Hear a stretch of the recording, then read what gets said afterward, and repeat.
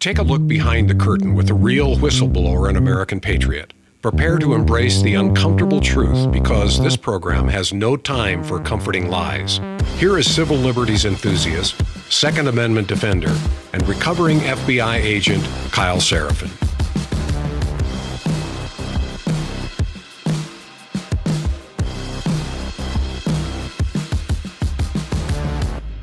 Hello, my friends. Welcome to the Kyle Seraphin Show. It's Friday. It's June the 5th. It's Friendly Friday. We'll have Steve Friend joining me momentarily, and I'm firing on all cylinders. If you saw today's thumbnail, and I hope you did, if you're listening on the audio platforms like Apple and like iHeartRadio, you probably didn't see it. It is my most mediocre thumbnail ever. And we're actually touching a base from almost a year ago when we got in, I don't know, trouble when the stupidest thing happened. The episode that I'm touching back to was entitled Desperate FBI Director Rigs Deep into John Bolton's Mustache. So today's thumbnail is featuring John Bolton's mustache. Now, I got sued over that episode.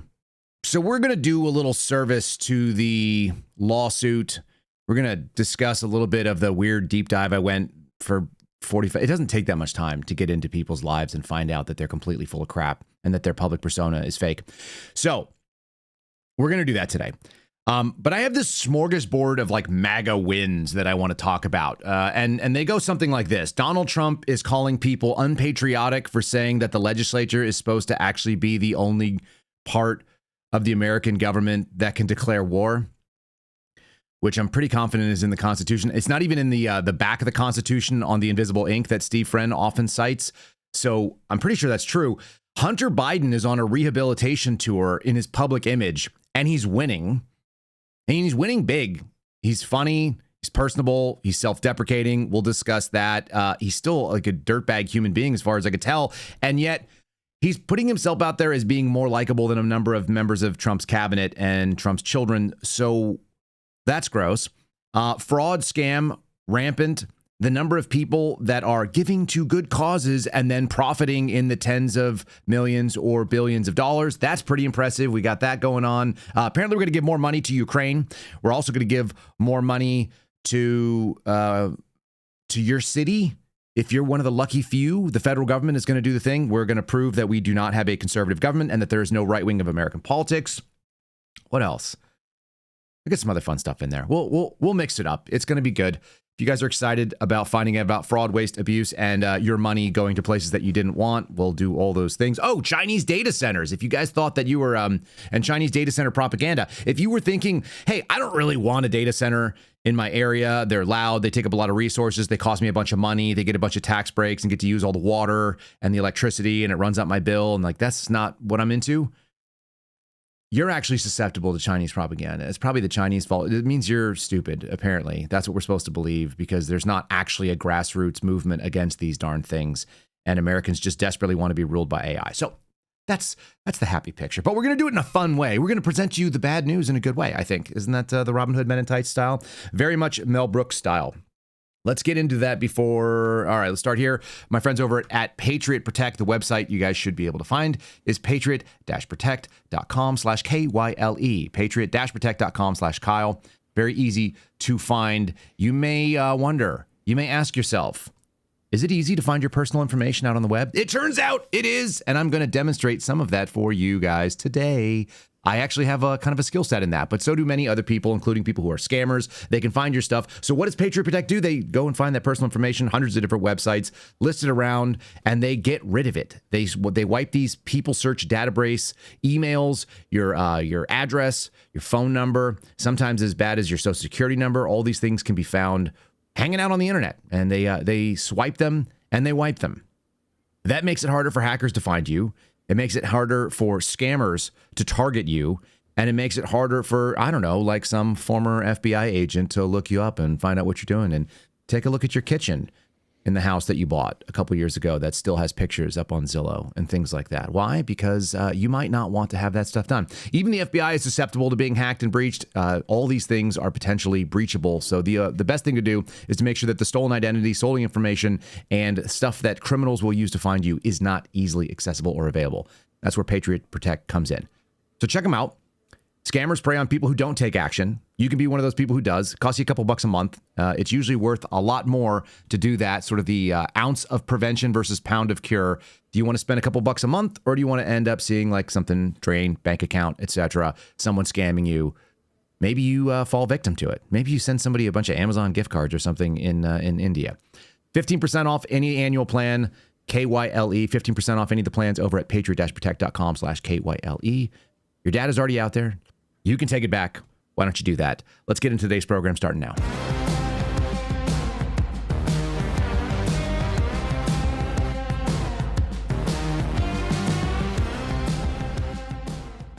And I'm feeling pretty pumped up about this. Maybe because it's my worst thumbnail. That does feel pretty good to do it that way. Sometimes just amateur hour leads to a lot more fun. Let's do this one. That sounds like the music. That means that Steve Brand is on the line. He is. Steve, are you wearing my t-shirt? What are you doing? Oh, I'm wearing my own shirt, but we got to, like Ryder Cup teammates, make sure that we're simpatico here, or cycles have synced up here, right? The laundry cycles, that is. Let me ask you this. Do you get dinged on YouTube every single time that song plays on your, or whatever song plays on your intro? 100% of the episodes of the American Radicals podcast are demonetized precisely because of that song. It's so funny. Why do I like that so much? Why does that make me laugh so much? I've become extremely proficient at disputing that every single day I get the email, and I have to dispute two of them because of the intro music and the bumper music, and tell them that in fact is not a violation of a license. And then they release it. You would think the AI would learn after a certain amount of time, but no, apparently it's really important to YouTube that I not have monetization for my 130 views. I don't want you to be monetized for that either. Well, so be it. YouTube has finally allowed us to do something good. YouTube pays me 20x the rate of Rumble per view. Isn't that crazy? Well, Rumble's terrible. But while we're talking about Rumble, and I'm going to encourage you to get the Rumble bot as well. Folks that are in our live chat, if you missed on our call-in show last night, which is going to be many of you, we've added a Rumble bot to the program. That means that you can clip things from the show. And by the way, I encourage you to do so if you're watching on YouTube and you want to grab a clip and you want to use it for whatever, making fun of me, agreeing with me, I don't know, remixing it, whatever you want to do. Knock yourself out. It's free use. I should put some kind of visual that says that in writing, but by all means, you're always welcome to use any clips from the show. I don't mind at all. And the folks that are watching over on Rumble, you have the opportunity to do that as well. If you go and type in !clip, it gives you a chance to grab them. It's going to default to a 90-second clip now, and you can do up to 4 minutes. You just type !clip and then up to 240 seconds. It'll grab the previous amount of time and give you the clip. And if you want to go find it, it's rumble.bot/clips. We have been dominating, Steve, since we added the Rumble bot in. I go to the Rumble bot thing. It's mostly like people who are doing video games. And so gamers and streamers that do video can like type that in, and then they can get like a clip of some other person playing a video game, which is a weird thing that people like to do, I guess. All 2 or 3 people might watch it. The other cool thing is not only can you download it from there and post it on other social media, you also can just hit the X button and it'll link over to your X account, and it'll allow you to post it over on Twitter X, which is pretty freaking cool. So if you guys want to start sharing clips, I appreciate that. I'm for it. So there you have it. And somebody's already been doing some of that stuff already. So pretty neat. I don't know why people are watching it. Have you ever sat and watched a streaming gamer, and can you understand the lure of that, having kids that are older than mine, Steve? So I'm not a video game guy, but I know that my boys do play, and they almost treat it as a flight simulator because they're both football players. So they'll play the Madden game. Okay. And I have noticed it's crazy because they are more into the lingo. They can see things. They both play quarterback, and as a result, they're actually superior players on the field. And they will actually watch videos about guys being good at Madden. But at the same time, I'll say, like, we're going to be really strict about this. It's going to have some screen time limits here. I think Peter Thiel came out recently was saying, like, his children get 1.5 hours of screen time per week. So does that include television? Yeah, total. But we should totally trust big tech. Well, but Peter Thiel kind of lives in a different world than many other people would. I think he has options that we don't.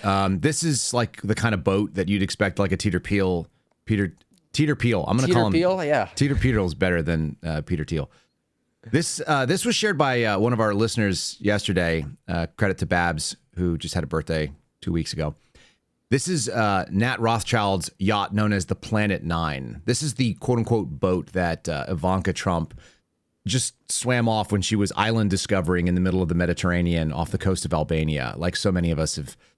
I mean, I know that I've done that, and I'm sure that you also have had friends who have super yachts that are 249 feet long, staff of 26, just so that I can go and discover islands that have been discovered for thousands of years already. Yeah, I mean, it is a new month, so it's really not accurate, the total number of times I've gone on holiday on my friend's super yacht. So for June, but for May, I mean, it was at least a half dozen times. Let's look at this. Price tag $85 million. That doesn't include operation or maintenance, so I'm sure that price tag goes up. Crew of 26 and 13 cabins, and then you can take an additional 16 guests in 8 more cabins.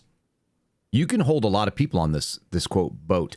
It has its own pool on a high deck, and it looks like it's about 6 or 7 stories tall. 6 or 7, whatever, decks tall. And there's a helipad in the back, which we showed previously. Yesterday's show, we showed the helicopter hanging out there. And then on the back, what do you think the beach club is? There's something labeled beach club, which makes me think there's probably another boat in there, inside the boat. Probably like a dinghy, something that they could then go discover the next island. Do you actually hit that moment, that realization that I have arrived to you've hit the number, right? The question for the super wealthy is like, what's your number? When you land your private helicopter on the back of your super yacht, does that wash over you like, okay, I've arrived? What if you didn't earn all that money and it comes from family inheritances? Then have you arrived, or have you always been there? I mean, if you're born on third base and you totally ripped that triple down the line. No, I think you're born on home plate and you're just declaring it a home run. Just show up and they immediately scoreboard run. Yeah. Right. Yeah. You just showed up and it's like, you just won, and they hand you the cup. Like, you're like, congratulations, you're the champion. And like, honestly, I don't want to live anything like that. None of that actually appeals to me. That looks like my nightmare. You're going to have 26 people that exist there to serve you. 26 people that are doubled up.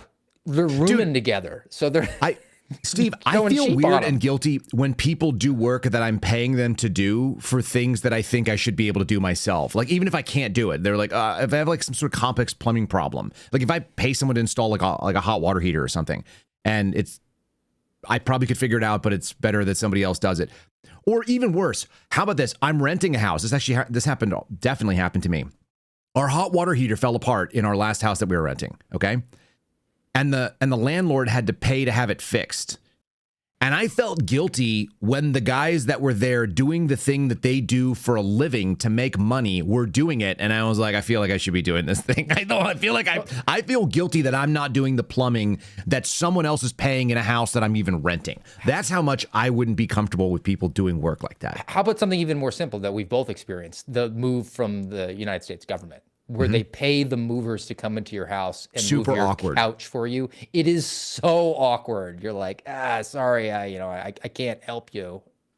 It's emasculating is what it is. That's what I've realized. It's like I'm watching men do things that men do, knowing that I could be one of those men doing that, and wondering, why am I not the man doing that? And it's not a flex to be like, yeah, well, I paid for it and I earned it that way. I'm kind of like, I'm a physical dude.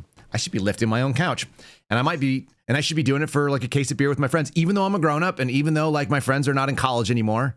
It makes me uncomfortable to do that. They give you the menial task of, hey, can you check this box to make sure that all the boxes came in? You have to do the administrative things like a complete nerd. Here's an inventory of all your crap that we just moved across the country. Look into that and see what's going on. By the way, they broke a bunch of my crap because federal movers, I'm pretty confident they just hire felons. So all the people that were in my house, I was like, I'm an FBI agent and all these dudes have prison tats. That's awkward. But also I felt but they're doing like man stuff. And so then it's like, oh, can we go? I would go buy them sandwiches. Yeah, can I get you some lemonade? I would Chick-fil-A them all the time. Like, I don't know. This is just the way that I grew up. It's just it's an awkward moment. I don't like it. Can we just dunk on one more thing that I don't like for a minute? Just like, as people in the space that we're in right now, like you look at Ivanka Trump and you're like, someone should have told her not to do that PR. Someone should have told her not to be on a podcast talking about how uber wealthy is and how out of touch with reality. There's another group of people that are out of touch with reality, and I would be remiss if I didn't tell you how awkward it is every single time I see this, almost every day. The Charlie Kirk show is still in production, and it happens every day.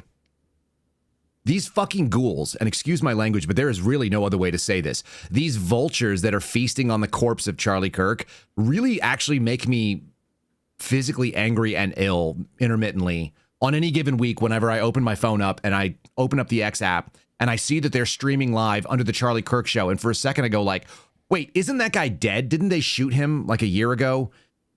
And you have this effeminate homosexual looking man on the left, whatever his deal is. And then you have the guy who looks like he's a beardless Dave Rubin in the middle. And I guess the two of them combined are like the like what? They're the twins, and they become Charlie Kirk. If you put the two of them together, like neither one of them on their own would be Charlie Kirk worthy. And then they have guests on and they just pretend to be Charlie Kirk doing the Charlie. You can still email freedom at Charlie Kirk. As I see on the screen here. This is another example of the conflation of the patriotism and the nostalgia that we were talking about last week, because people liked Charlie Kirk because he was all about the very fundamentally American principle of free speech. We're going to have these conversations in a civil way, even if we don't agree with each other, because we don't want to go kinetic. That was what he's all about. That's why people were wearing the T-shirts that say freedom. They love that about Charlie Kirk. They didn't have to necessarily agree with him on a particular policy preference. But what's going on now with the new rendition, the new edition of the Charlie Kirk show is they're bringing back the nostalgia for those principles of free speech. But they're saying, well, instead, that patriotism that you felt about free speech, that you're nostalgic for, you're actually nostalgic for our perspective on the Iranian war, and we're going to ascribe that to Charlie Kirk. And if you oppose what we're saying that Charlie Kirk would have said because he can't disprove that, then you're just not patriotic. That sounds right. Yeah, it's your fault. You're not patriotic. Fine, great. How about this? Donald Trump called people unpatriotic, and it was because they wanted to pass something that Congress is allowed to do, which is a resolution to rein in war powers. This is being covered by Zeal today. It was in the Loop. I saw that today, and I went, "Oh, that's a pretty good article." I think Zeal's pretty pro-Trump as far as I can. Hold on a second. Sorry, hold on. There we go. I think Zeal is pretty pro-Trump. You got robotic because it was doubling up your audio for a second. I think the Catholic vote people, as a general rule, support the Trump position, but this ended up being a really anti-Trump article, probably not on purpose. I'm going to read some of it to you. President Donald Trump on June 4th.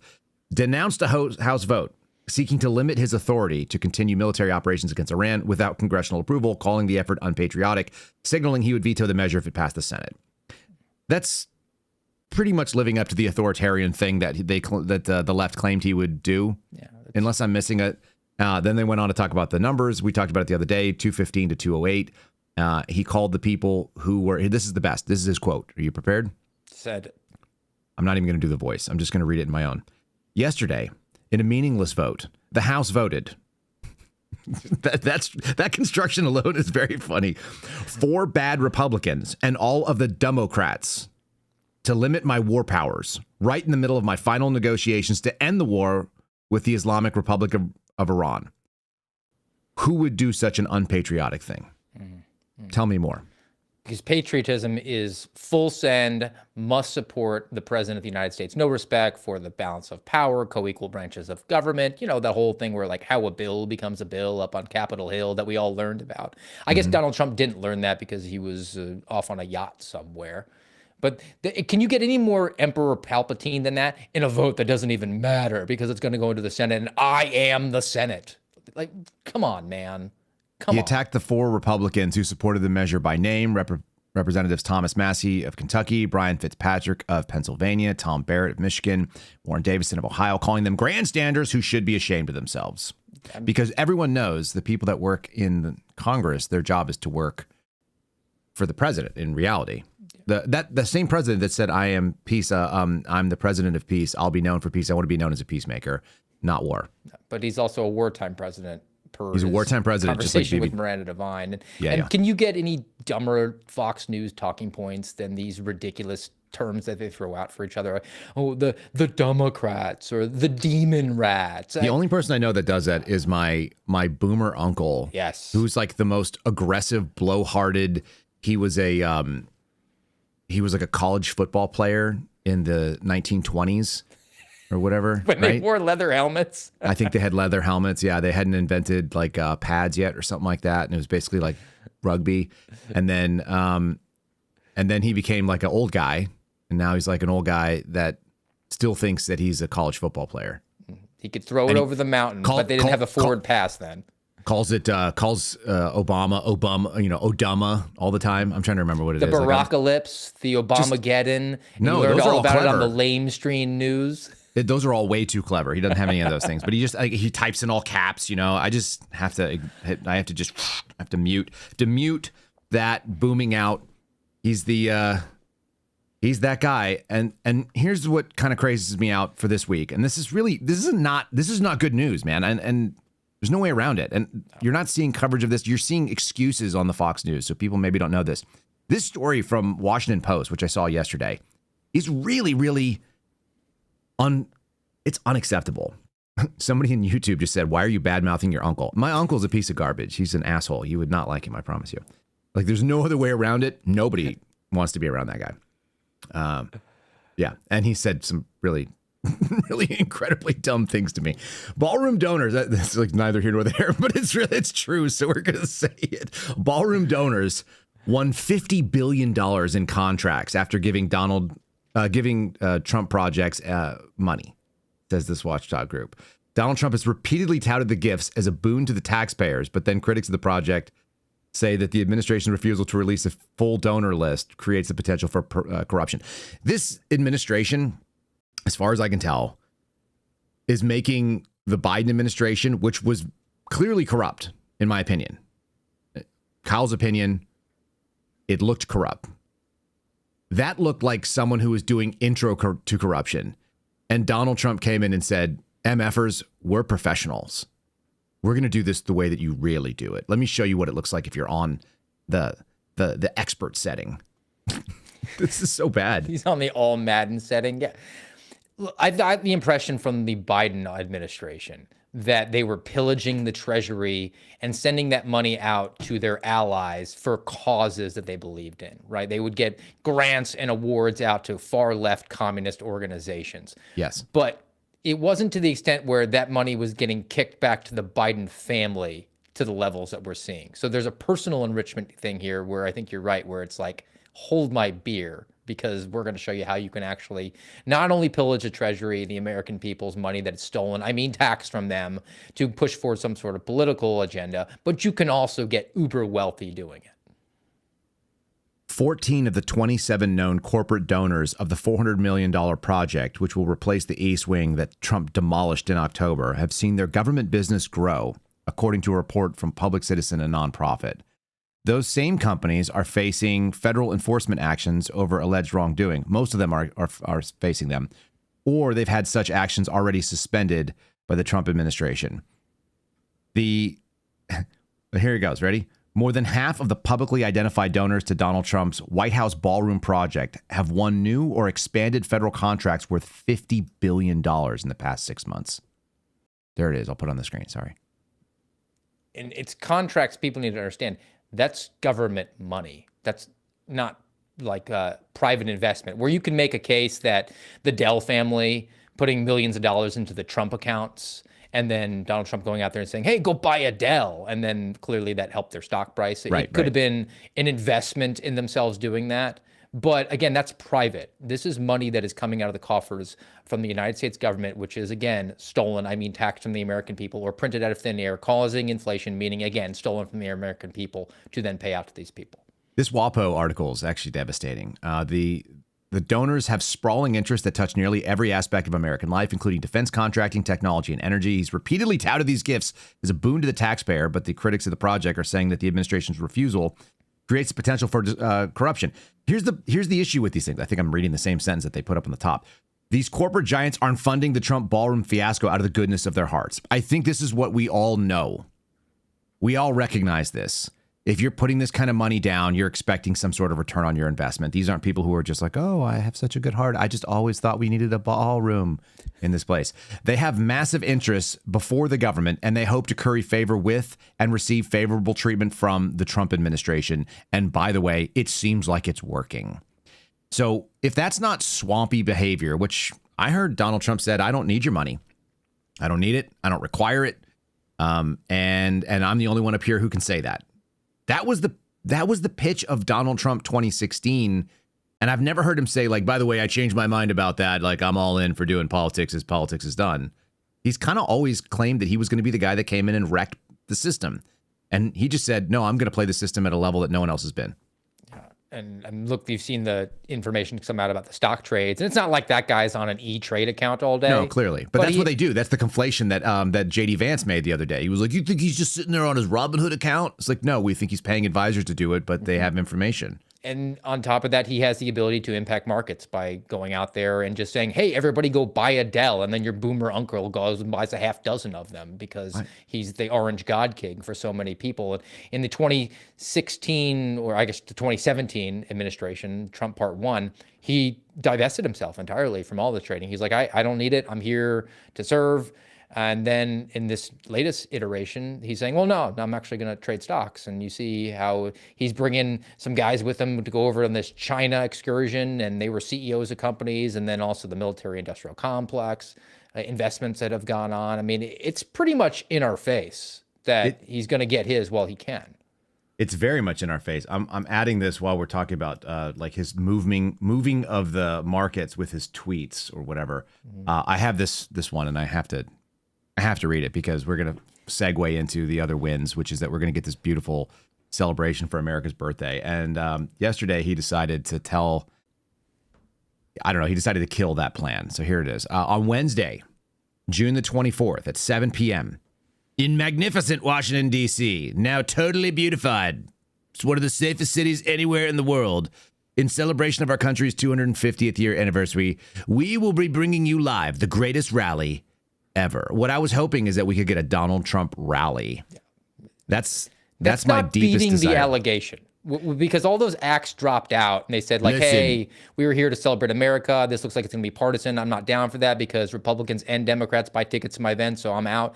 And Donald Trump was like, hold my beer. I'm going to show you how nonpartisan this is, and I'm going to give a rally speech. Steve Friend, shut your mouth. It will be very special at every level. A rally to end all rallies. We don't want singers with no talent, but big fees to put you to sleep. We've told them all to stay home after they told us that they wouldn't come. All we want is you and me and a few speakers and the greatest music ever played. You might wonder what that is, so we're going to tell you. The same music you've listened to for years, which is the greatest music we've ever played. We will have the famous Lee Greenwood introducing me with what has turned out to be one of the greatest hits of all time. God bless the USA. If I hear that song again, the next time I hear that in public, I'm going to puke. It's nails on a chalkboard of Mount It is the Rushmore worst levels song. of annoying. It is the worst song in America today, hands down. It is the most unpleasant. The way they've abused it, and the way that it's like it was already old. It was written in 83. Somebody let me know, and it was already kind of cringy in like the early 90s when they played it to get people excited about the Persian Gulf War. Yeah. I freaking hate that song. People It's the put it on their greatest answering music. machines after 9/11. It is the greatest music ever played. The greatest music ever played, direct quote from Donald Trump. The greatest and most fabulous, famous Lee Greenwood will introduce him like he has for every other rally. There'll be some other person called the amazing Christopher Macchio. Who's that? You know who that is? Is it Ralph Macchio's relative? He's going to from sing Karate Kid? Nelson Dorma, Hallelujah, Ave Maria, God Bless America, and others. Not since the legendary Luciano Pavarotti has there been such a voice. Except everybody knows who Pavarotti is. Okay? The rally will also be featuring the wonderful U.S. Army Band that I command, the Armed Forces Choir that I command, and the United States Marine Corps Band, which I command, so they have to be there, and the Joint Armed Forces Choir, which I command. All of your favorite hits. All of your favorite hits sung by... The only time I ever heard military choirs sing was when I called the Air Force Finance Office to be told that they screwed up my paycheck again, and it was nonstop, like Air Force Choir, whatever, military choir, Marine Corps Band hits. That's the only time I've ever heard that. He says, I don't even mind that much. Let me finish this. Plus, this is the final statement by your president. Plus a fine and highly dignified gentleman known as President Donald J. Trump. Gary, now you're up. At least he refrained from referring to himself as the GOAT. So he's got that going for him. And I'm a little disappointed that Alexis Wilkins wasn't invited to sing the national anthem. There's still time, Steve. There is still time. Now, you're probably wondering, he said it was the safest, most beautified city, Washington, D.C. It's been fixed. Sure. Are they going to do that for the rest of America? Well, they're going to do it for 2 to 4 cities at the low price of $300 million. You hold your tongue, sir. This is what conservative leadership looks like in America. Stand by for that. Actually, before we do, let me just remind you guys, if you're watching over on YouTube or Rumble, hit the like button. If you hear an ad on the Spotify platform or other audio platforms, it may come in right now. I don't want to surprise you. I do want to play you the Donald Trump telling you how conservative he is. From the very first day I took office, our administration has waged the most successful war on crime in American history. Last year, the murder rate saw the single largest decline ever recorded, falling to the lowest level in 125 years. We've reduced the fentanyl coming across our border by 60%, from Washington to Memphis to New Orleans to our southern border. We are restoring law and order to America. Now we're taking our next big step to defend public safety in America. At my direction, the Department of Justice is beginning what we're calling the Model Cities Initiative to slash violent crime in major metropolitan areas all across our country. In selected cities, the Department of Justice will provide $300 million in grants to hire police officers, modernize equipment, provide training, and improve law enforcement. This historic funding will go to confronting substance abuse, preventing youth crime, and combating repeat offenders. In short, we're committed to making historic investments in improving the quality of life of city residents nationwide. For the next 90 days, any city or local government representing a population of more than 100,000 people can apply to take part in this exciting new program. It's amazing. Tell your local representatives to apply now by going to www.justice.gov/grants. With your help, we will put more police on our streets, and we will put dangerous criminals behind bars where they belong, and we want to keep them there. Thank you very much, everybody. Have a good time. You're amazing people. There are so many places to take this, because I actually read the Department of Justice's readout on this one. I'm deep diving this thing on AMRAD today. All right. So let's just be clear about a couple things. Hold on. Do a shameless plug for the AMRAD if people The want to hear American the deep Radicals dive. podcast at AMRAD Pod. You find it on Rumble and YouTube, noontime Eastern, every single weekday, and also over at Spotify. So please do that. Like, follow, share, subscribe, all those things, and especially over at YouTube, because I need to get that up, because that way it'll be more insulting when I don't get monetized. Yeah, go ahead. So wait, where does it say that the federal government is required to make your city streets safe with $300 million grants from the DOJ to hire police officers that are paid for by, theoretically, your city? Go. The good and plenty clause and the invisible ink on the back of the Declaration of Independence. Okay. That's the source of all things.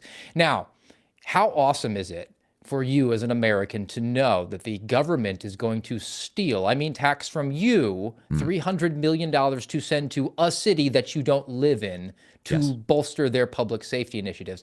And they have such a bad relationship with all these gigantic cities out there that declare sanctuary cities, and they don't want nothing to do with the federal government, that they had to lower the threshold to 100,000 population. Because otherwise, they're not going to get any takers on this. New York's out, Chicago's out, Los Angeles is out. They're not going to get any ones out there. So they're going to reroute $300 million. And I read what the plans are, Kyle. This is like groundbreaking, revolutionary law enforcement thinking. They want to do things like send more cops to bad areas. Like Shut things your that mouth. have never been contemplated before. And they really want to do things like get the local federal task forces up, so that they can take credit for things that the local guys do, right? Is that what they're going to do? They're going to do local task force with federal agents as well, and then they're just going to go out there and dominate crime? Mm-hmm.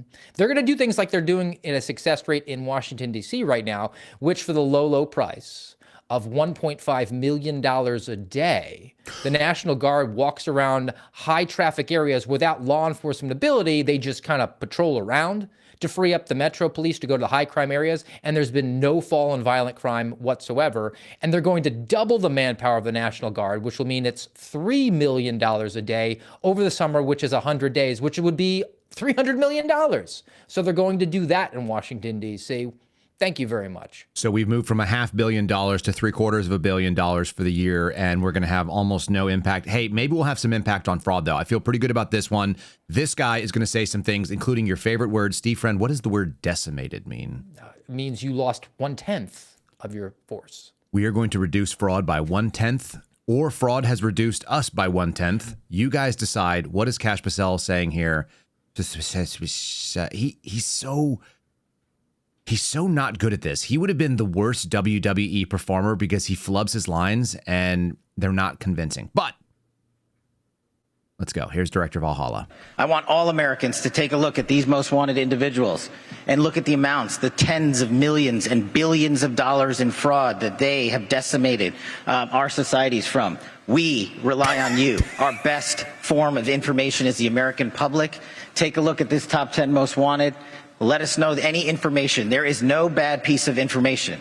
The only bad piece of information is the one you don't give us. So call 1-800-CALL-FBI or go to FBI.gov and help us apprehend more fraudsters. I want all Americans to take a look at these most wanted individuals and look at the amounts, the tens of millions and billions of dollars in fraud that they have decimated our society. Take a look at those top 10 where we only have 8 photographs. Can I make a request, do you think, of the audience?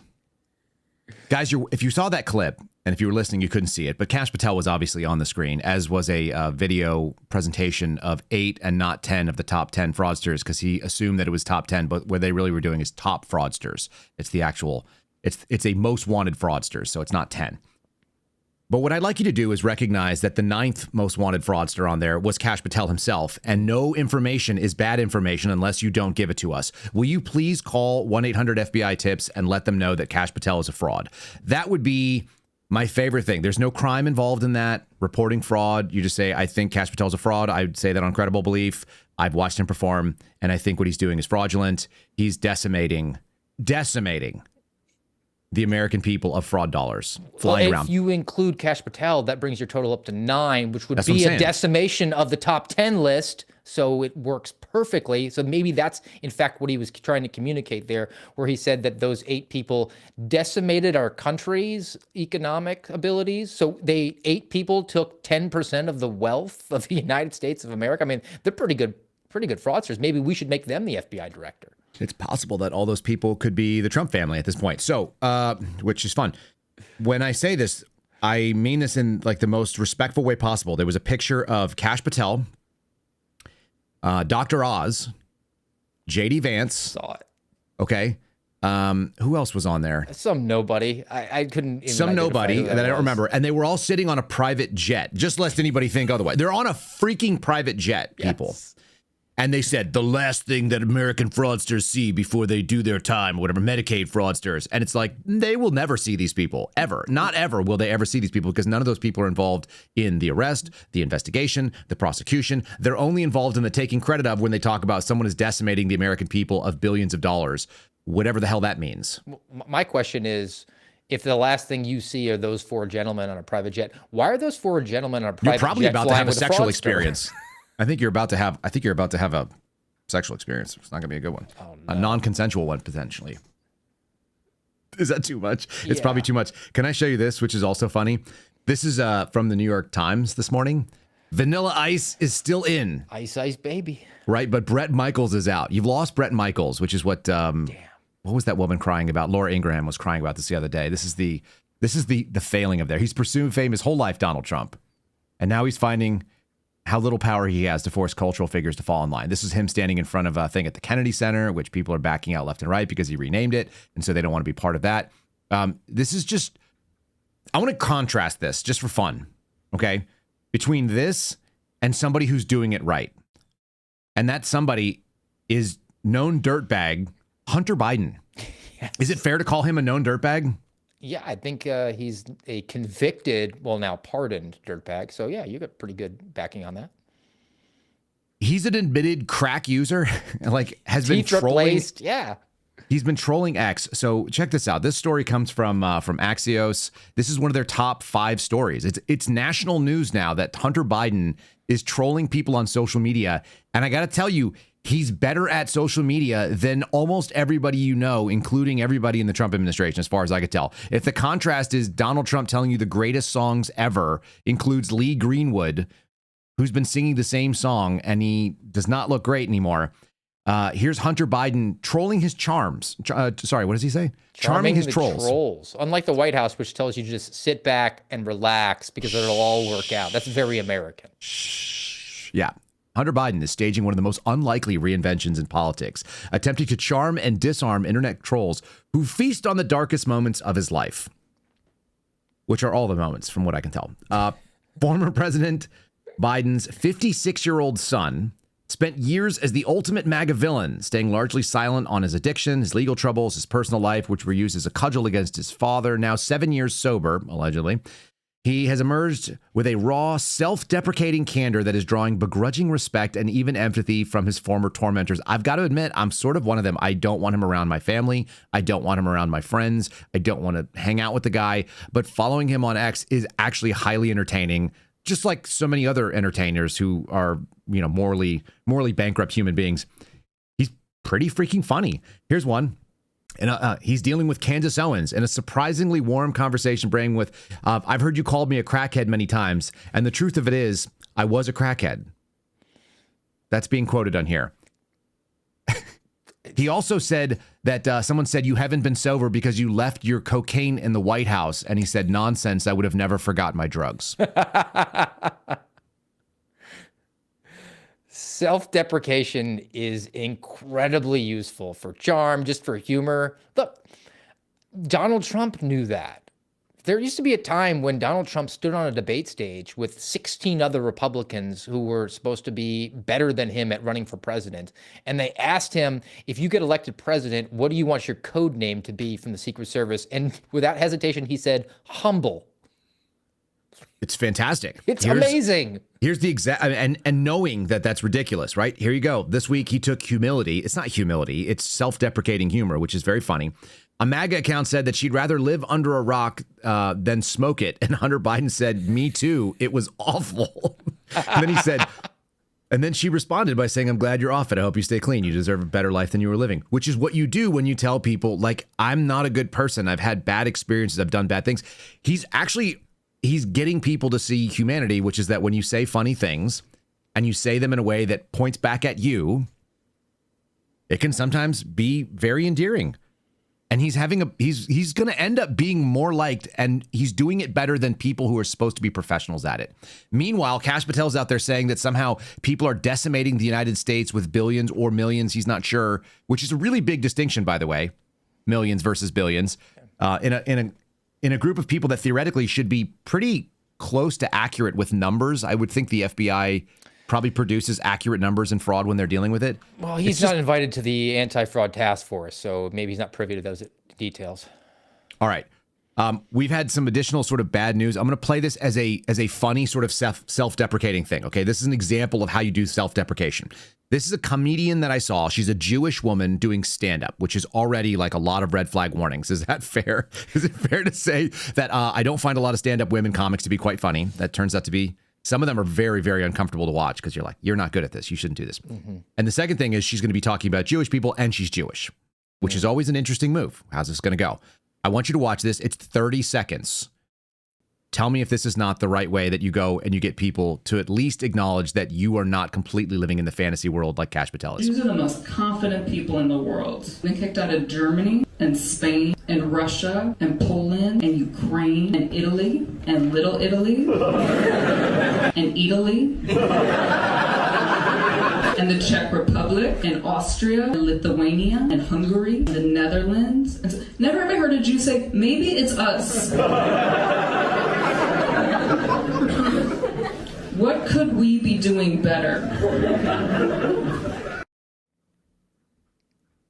She's got a good point. It's definitely a comedic thrill to it, right? And I had a guy respond to a comment that I posted, and he said, somebody posted a meme and it says like 109 countries. That's the meme. It's like kicked out of 109 countries. I have no idea if that's how many countries people have been kicked out of, and I don't know what that means. But I know that that's the common sort of like joke line. And this guy wrote, imagine if I was the guy that I was when I was in my young 20s, and I kept getting kicked out of bar after bar after bar because I was a drunken asshole who started shit with people and I was bad for business, and I thought it was the bar's fault. He's like, luckily, I realized it was my fault because I wasn't being a good person and I was not a good person to have in your business. So I changed my ways and I haven't been kicked out of a bar since I grew up. You know, like self-awareness. Yeah. Hunter Biden recognizes that he was an utterly unlikable, that he was a villain, and he was an easy villain. And so he's like, well, what can I do? I can just point out my villainy in a funny way, which is very humanizing. Yeah. And he's also playing with house money to a certain extent because he has a pardon, which I thought we were told was going to be challenged, right? It was an auto pen thing, and they were going to get to the bottom of it. There was going to be investigations and strongly worded letters and referrals over to the Department of Justice. But I guess the DOJ is too concerned about finding the 8 top 10 most wanted fraudsters. I think you're onto something here. It's almost like we have a story about Pam Bondi. She was in charge of the DOJ. Was she not? Wasn't that the Attorney General? Yeah, Pam Bondi has invoked privilege. She declined to answer questions about interactions with Donald Trump on the Epstein files. She also blamed Todd Blanche. She said that Todd Blanche was the one who did all the Epstein stuff, which, by the way, from what we've seen, and we don't know a whole lot about that investigation on the back end of it, what we do see is that the public stuff was all Kash Patel, Daniel Bongino, and Todd Blanche. And that's what we got from the Axios letter. That's what we got from the follow-up after they closed the investigation. She went out and embarrassed herself multiple times about this entire thing. And look, it could be because nobody was giving her the briefings that she was supposed to have. But at the same time, like, you don't have any self-awareness being a media savvy person, or at least aspiring to be a media person, which is exactly what Pam Bondi wanted to be, and be like, ooh, I was a bad look. I need to be better prepared. I need to never let that happen again. So when you said, oh, they're on my desk, and then that didn't work out, and oh, the binders thing, oh, and that didn't work out, you said, I'm just going to go in with some zingers and say that the Dow's at 50,000. Nobody has ever just owned it. Again, this is the difference between what Hunter Biden's doing and what these people seem unable to do. And again, you're right. He's playing with house money. He didn't do this while Biden was in. That would have been hilarious. That if he had done this while Biden was in, I think people would have been like, okay, we're playing a level of chess here that is difficult to comprehend. This man is just, reckless and fun. And that's what people would say. Like, there are people like that in the world. We probably have friends like that where you're like, I don't know if it's going to work out well, but I know we're going to have a good time. And it could go really, really badly, but that's kind of the risk you have with being a friend like that. He didn't do that. He is playing when it's safe, clearly. Also, look at this picture, just for whatever it's worth. It's Harmeet Dillon. I was saying, is that Harmeet Dillon? That's not a good look for her. That is not a good look for her. And then Pam Bondi, I guess, is she doing cancer treatments? Is she got thyroid cancer? Is that right? She has some cancer. I guess the message, because you got 3 choices, right? You're resigning or you're leaving the administration to 1, spend more time with family. Yes. 2, health emergency. Good. Or 3, go to the private sector. And that's the bronze medal that she had to stick with. But that didn't work out. So they had to bring her back. And they gave her a silver medal. And then she's going to say, yeah, you can do AI, which you have no expertise over, and then claim to have the health emergency. You can step away. So at least a silver medal for you. So there you go. She said, I won't discuss any conversations that I had or did not have with the president of the United States, according to the transcript from her May 29th interview, which was just released by committee on Thursday, roughly 4-hour interview. She was accompanied by Assistant Attorney General Harmeet Dillon, who also rebuffed similar questions. You're not going to get answers on those questions, Dillon said, who was present simply to represent the interests of the DOJ. Cool. That's good to know. And whose fault is it? They say it's Todd Blanche's fault. Bondi defends handling of the Epstein files, but she also distanced herself. She said she was proud of the department's record and committed to transparency while also distancing herself from the day-to-day management of the release of the files. Bondi said then Deputy Attorney General Todd Blanche was leading the Epstein matter and the release of everything from the beginning. It's always been his fault. It's been his fault since the beginning, and you should have known that, and everyone else knew that, and so I had nothing to do with it, even though I won't tell you anything. Is this the tribalism too? Because look at our back channel discussions. Kash Patel was really excited about Pam Bondi, and they're in the same camp together. And Blanche might be in a different camp, a different faction. So these warring groups are still sniping back and forth at each other. Well, it sounds like he did what he was supposed to do. And again, I don't know if Blanche is better or worse. Somebody gave me a hard time because I said that he's less of a bimbo than the previous one, which I think is objectively true. He's clearly less bimbo. Hunter Biden is less of a bimbo. Hunter Biden for AG would be a bold move too. That'd be a weird handshake across the aisle. Let's just play Todd Blanche, letting you know how he actually might be humbled, or at least he knows that he can get away with saying it, and it's not as funny as Donald Trump. Here we go. Obviously, I'm honored and humbled that the president indicated he was going to nominate me today. I was with him last night at the dinner when he said that. I was confirmed a year ago to be the Deputy Attorney General. I still am the Deputy Attorney General. I will work with the senators. I have a good relationship with the Senate on both sides. I don't say no to phone calls. I'll meet with anybody that wants to meet with me. And I think the work that this department has been doing since President Trump took office, if you look at any stat across the board, it's much better. We're much safer. Our communities are better off. Drugs are coming off the streets, and that's what President Trump expects, and that's frankly what I think everybody in this country expects. So I'm looking forward to working with the senators and getting them the information they need through the confirmation process. Am I wrong, but is he not an objectively better communicator than most of the people you hear? He said the same similar things that Donald Trump said, except it actually sounds believable at that point. Not that I believe it, but it sounds believable. No, you don't believe it. He's highly articulate, though, and the things we can point out and nitpick on how he's not being accurate and the stats that are not being reported, but you have to be really down in the weeds and have a knowledge base that most people don't have. He just looks like a guy who's got a nice haircut and a suit, and he can speak really well. He's not like Pam Bondi was. And Pam Bondi, would you say she talked like a wrestler without any of the aggressiveness? Right? Yeah, she does the WWE weird phrasing. She's cutting promos. Well, WWE guys, if you watch them, they say things in ways that you listen to it and you go like, there's something off about this, but it makes me listen because I don't understand where their pauses are coming in. They're There's breathing no in weird ways. comma next to that pause. Right? Yeah, the Rock would do this all the time.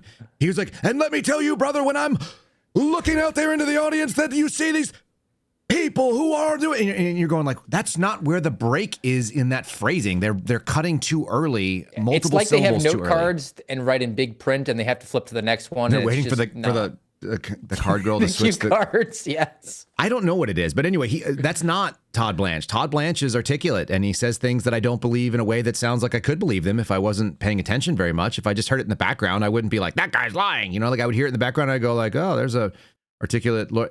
He reminds me of Chris Wray. Yeah. A lot. He reminds me a lot of Chris Wray, which is funny because who would have thought that in 2026, knowing that we had a year and a half of Donald Trump administration, that we'd kind of look back and go like, Chris Wray might have been a lot better. He did the same evil shit, but at least I looked at him and I went like, that's not a good person. I don't believe him. I know he's lying to me, and I know he's not supposed to be on my team. So I'm not mad at him for not being on my team. I expect him to not be on my team. I can punch on him anytime and I never feel bad about it.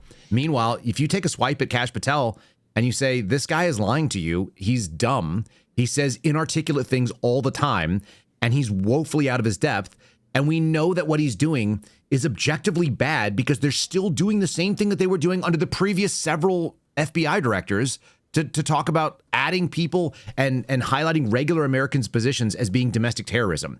They're still doing that. And they're acting like somehow everything is saved. And so now you're the bad guy, God forbid, that we're calling out the same thing. We did it earlier. We talked about how there was this rise of anti-technology violent extremism as a category. That's absurd.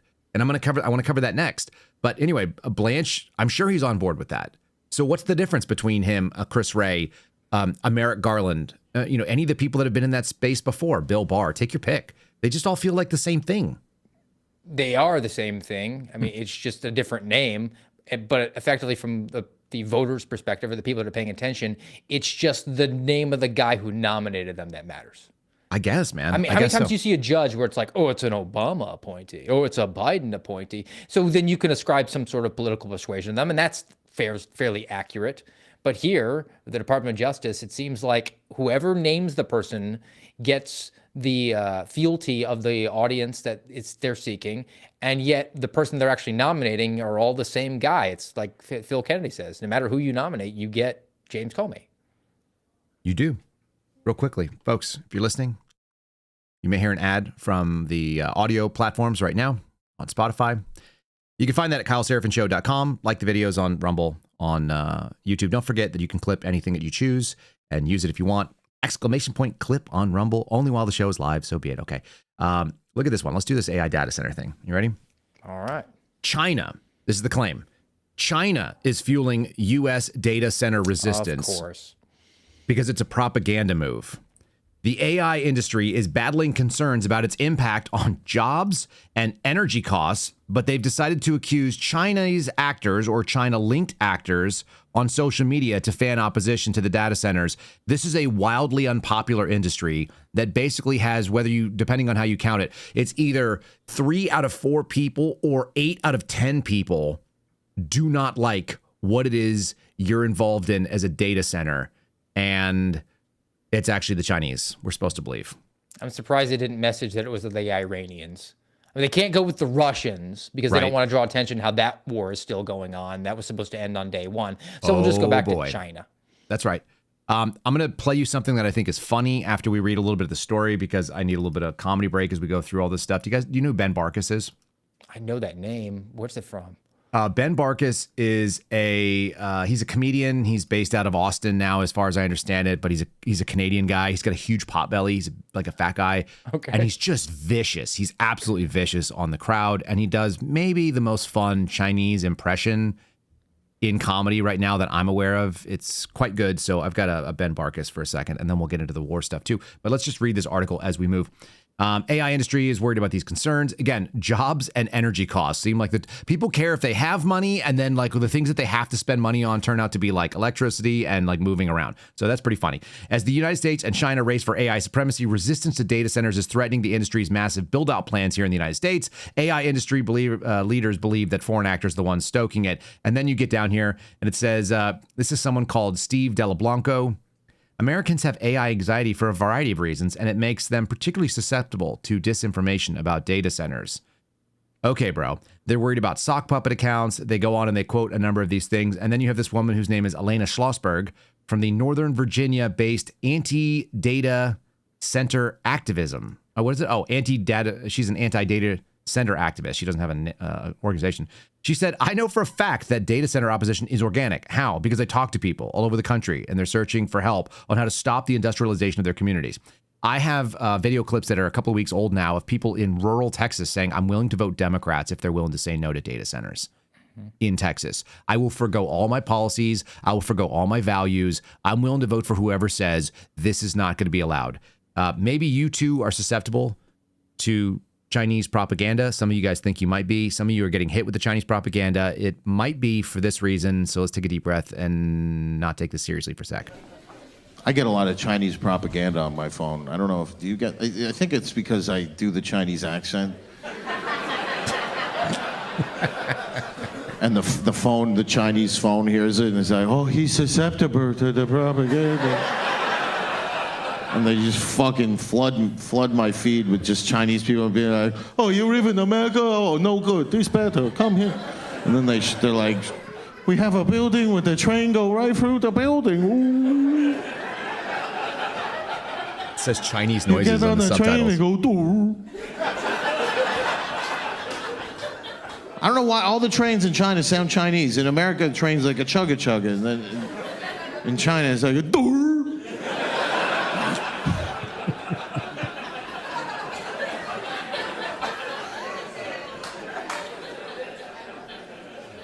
And then they got the drones, right? Oh, 100,000 drones in the sky to make the dragon go.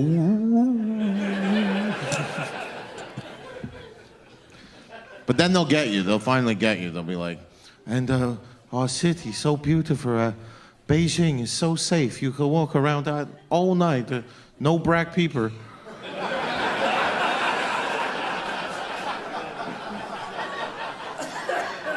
I'm like, all right, I'm listening.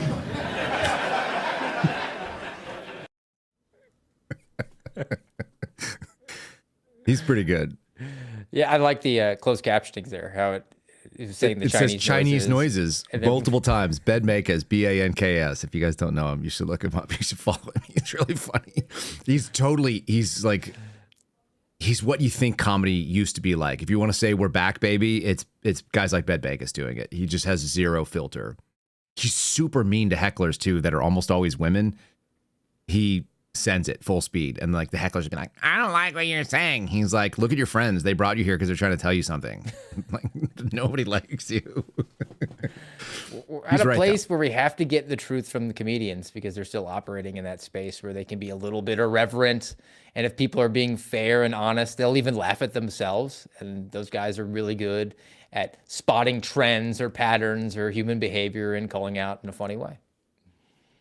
He just did his bit about, you've got my attention because Chinese crime's so low. There's no black people out here. And then he kind of like chuckles to himself. This is the same sort of thing that you'll see that, and he does it in the Chinese accent, which is even better. But yeah, it's the Hunter Biden sort of thing. In the meantime, like what's happening in the backdrop, he's in Texas, or he's, out of Texas.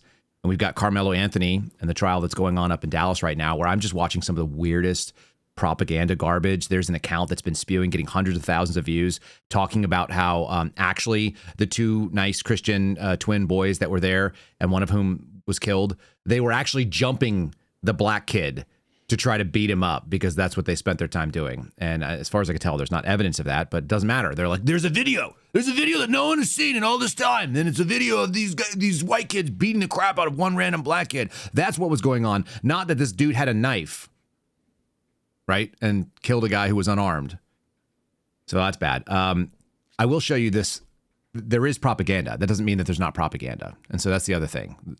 It's actually out there. Some of it's US based, but it's specifically on the AI stuff. They brought some evidence of it. And this is the thing that you guys need to be aware of. If you're on social media, there's a really good chance that you're dealing with a bot that's not based in the United States. It's complete garbage. So the AI accounts the AI groups cannot quantify precisely how much anti-data center stuff is actually driven by China and its proxies. But here's a sampling. There's a South Asia, which is India. Our billionaire is actually insane. They're dumping billions into AI, blah, blah, blah. Then you've got one that's talking about Mark Zuckerberg, and it's based in Africa. There's a bunch of them in Nigeria and Zimbabwe, a bunch of all these garbage accounts that are pushing this stuff out. Some in Poland. So they'll be in Eastern Europe. One of the best things you can do is if you know that all these things are on X. Like I just know that that's where the serious conversations are happening. Nobody's quoting like, this Facebook post came from this one place. I've never once seen a news article quoted about that. So when I say social media, I'm almost always talking about X. But they're talking about Larry Fink and BlackRock and giving data centers power. Comes from American Savings and Pension. It's a modification, and it was like a thing that Fink actually said, so it's not that far off. This one's in Bangladesh, so there you have that sort of South Asia bit again. So there are a bunch of propaganda accounts that are flooding this. It just turns out that when you get guys like Kevin O'Leary out there talking about how you need to have this 2 million square foot thing that makes noise and eats up energy and, is going to end up taking a bunch of jobs, that people are not like cheering it on and like having a parade in the streets. Like they're like, get this shit out of our farm community. And how about the two potential elements here where you have the allegation that China is inspiring this sort of pushback against the data center construction? So that would be enough for somebody at the FBI to open up a counterintelligence investigation on people who are spouting that they disapprove of data center construction in their area because, well, you're at risk of being co-opted by a Chinese intelligence agent, so we're going to look at you. Or let's take it to a counterterrorism perspective because we have the new category, the anti-tech violent extremist. Right. And the allegation is going to be that Kyle Seraphin on his podcast is saying, hey, I don't like the data center construction because it's driving up my power bills, it's causing the water pressure. Maybe he has a guest come on from the far left who says like it's bad for the environment. And there's a monetary value to the Kyle Seraphin show, and he is providing material support to an anti-tech violent extremist group. So now we have a terrorism investigation. And we're in this real bad spot where it's like the First Amendment is under siege from all sides. And, it was previously. And I think people that are MAGA voters and Donald Trump fans would admit that that was a thing. They canceled the president of the United States off big social media platforms where he was sharing his message, which has gotten decidedly worse. He used to be kind of funny and kind of quippy. Now he's just, he just spews a bunch of crap and assumes that you're going to have to read it. And when you read it, it just sounds retarded. Like I read that last tweet. It's retarded, or whatever you want to call it, true social post. Yeah, that, or he's telling everybody to make sure to tune in to Mark Levin tonight. So here's where the danger, here's where the rubber meets the road for this danger. Here's Philly cops. This is an article published at The Intercept by Matt Sledge and Simon Biddle, and you sent this to me yesterday, I want to say. Philly cops are admitting that they're already tracking First Amendment protected activities critical of AI. This is what I've been yelling about, people. I've been yelling about this from the FBI side of things. And of course, it can happen at local law enforcement, and it's done because the FBI tells them who's the problem, and then they justify getting after it. And guess what? They do it with federal task forces. This is the actual danger that we continue to sit on and harp about here. If you want to know what it looks like behind the scenes, it looks like someone opening an investigation into somebody and tracking their social media posts and scanning using Social Spider or some other sort of program. Zero Fox was one of them. Running through all of the posts that someone makes, and they do so under the guise of putting a caveat saying we would never open an investigation into someone solely based on protected First Amendment activities, and then go and they will now investigate your First Amendment activities. And the Philly cops are saying essentially that as well, that they are tracking these things. The law enforcement document obtained by The Intercept shows that police scan social media looking for posts opposing AI data centers. And they do it under the guise of, well, these people could get violent. Some people have done property damage. And if somebody could do it, then these people could potentially do it as well. And since they could, we need to keep track of who these people are that are saying things that might result eventually in a threat to a business that's worth a bunch of money in our area. And they're going to surveil school board meetings in that piece, because people can go to the school board and during public comment say what they want. It doesn't have to pertain to education or the school board or anything like that. People have gone to school board meetings or to budget meetings at the county board of commissioners and spoken out against the construction of data centers. So they need to be surveilled at the school board meeting. The crazy thing is I don't even need to caveat my statements when I tell somebody that when I find out that there's a new category of domestic violent extremism listed by our federal law enforcement, that it will in fact be used, that it will in fact be weaponized. And I say that because the history is 100% already proven what I'm saying. Here we go. Americans speaking out against artificial intelligence data centers on social media are falling under police surveillance, says this confidential law enforcement bulletin obtained by The Intercept. That means that a whistleblower or somebody who, probably not a technical whistleblower, but somebody who thought this was a problem decided to share it with these guys. The fusion centers in Philadelphia combed through spicy internet comments, which I think are allowed in America. Steve, double check me on that in a second. Can I get a thumbs up or a thumbs down? It's debatable. We're allegedly free, but who knows? Got it. From AI critics, and concluded there's a growing risk of physical violence against data centers from domestic violent extremists, ranging from white supremacists to anarchists, because those people have all things in common. Anarchists, oftentimes on the hard left. Yeah, sure, whatever. Domestic violence, by the way, they worked in white supremacists, because at least we could get that. We can get a couple of, if you can touch a couple of other, domestic violent extremist groups, and you can go ahead and make this a joint fusion investigation. They are likely interested in targeting artificial intelligence data centers. That's what's called a threat, but not reality. It doesn't have to actually result in anything physical, because you just say that you assess it to be the case, posing as physical and cyber threats to infrastructure in the Philadelphia region, says the Delaware Valley Intelligence Center. It wrote in a December alert. The Fusion Center, what did I say? Federal, state, local. The Fusion Center distributed its warning, marked for official use only, through the National Fusion Center network of state, local, federal police agencies.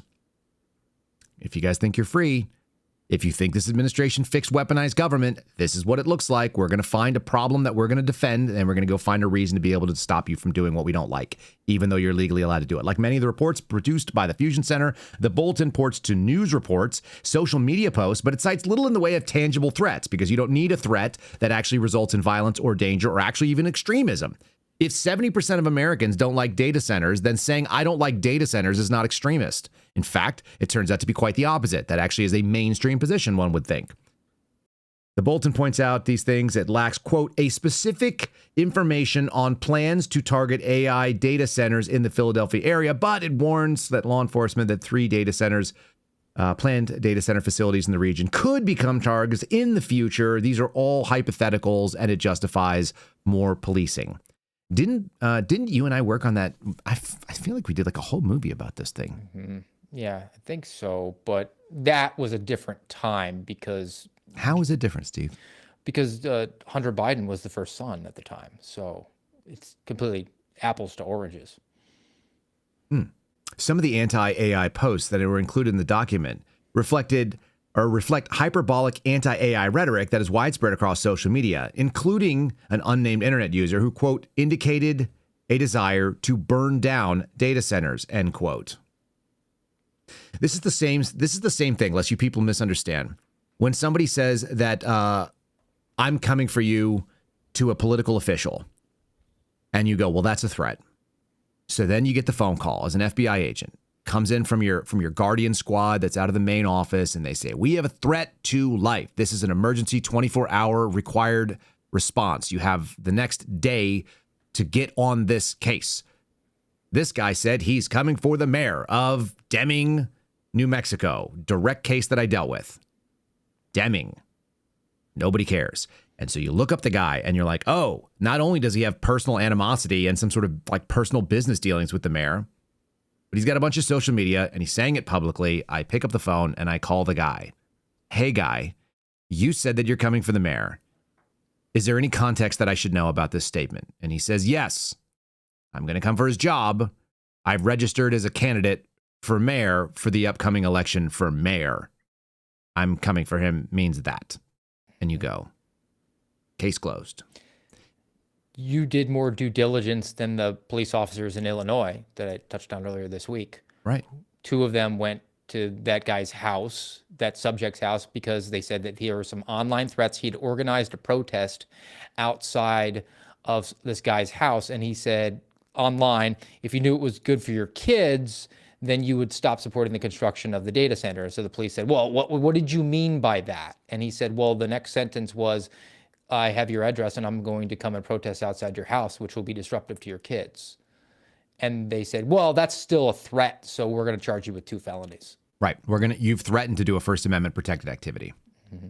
On top of that, the real answer should be that AI is going to end up replacing a lot of jobs for children. And so if you cared about your kids, then statistically, there's a possibility that whatever their future career would be impacted potentially negatively by AI. There's a lot of reasons you could answer these things. And they are not the problem with law enforcement looking for this stuff, when you put out these bulletins, what you've done is you've primed the brain of the person that's going to be receiving this thing to be recognizing it as threat first.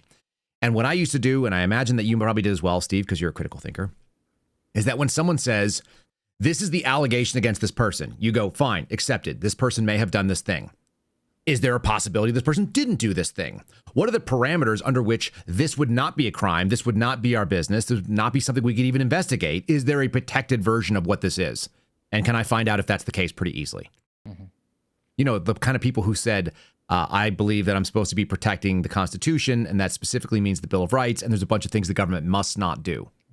Instead, you get the exact opposite, where there's an allegation of some sort of activity or something that they're going to do in the future, and you're told, go and cull through all this information and find something that supports that.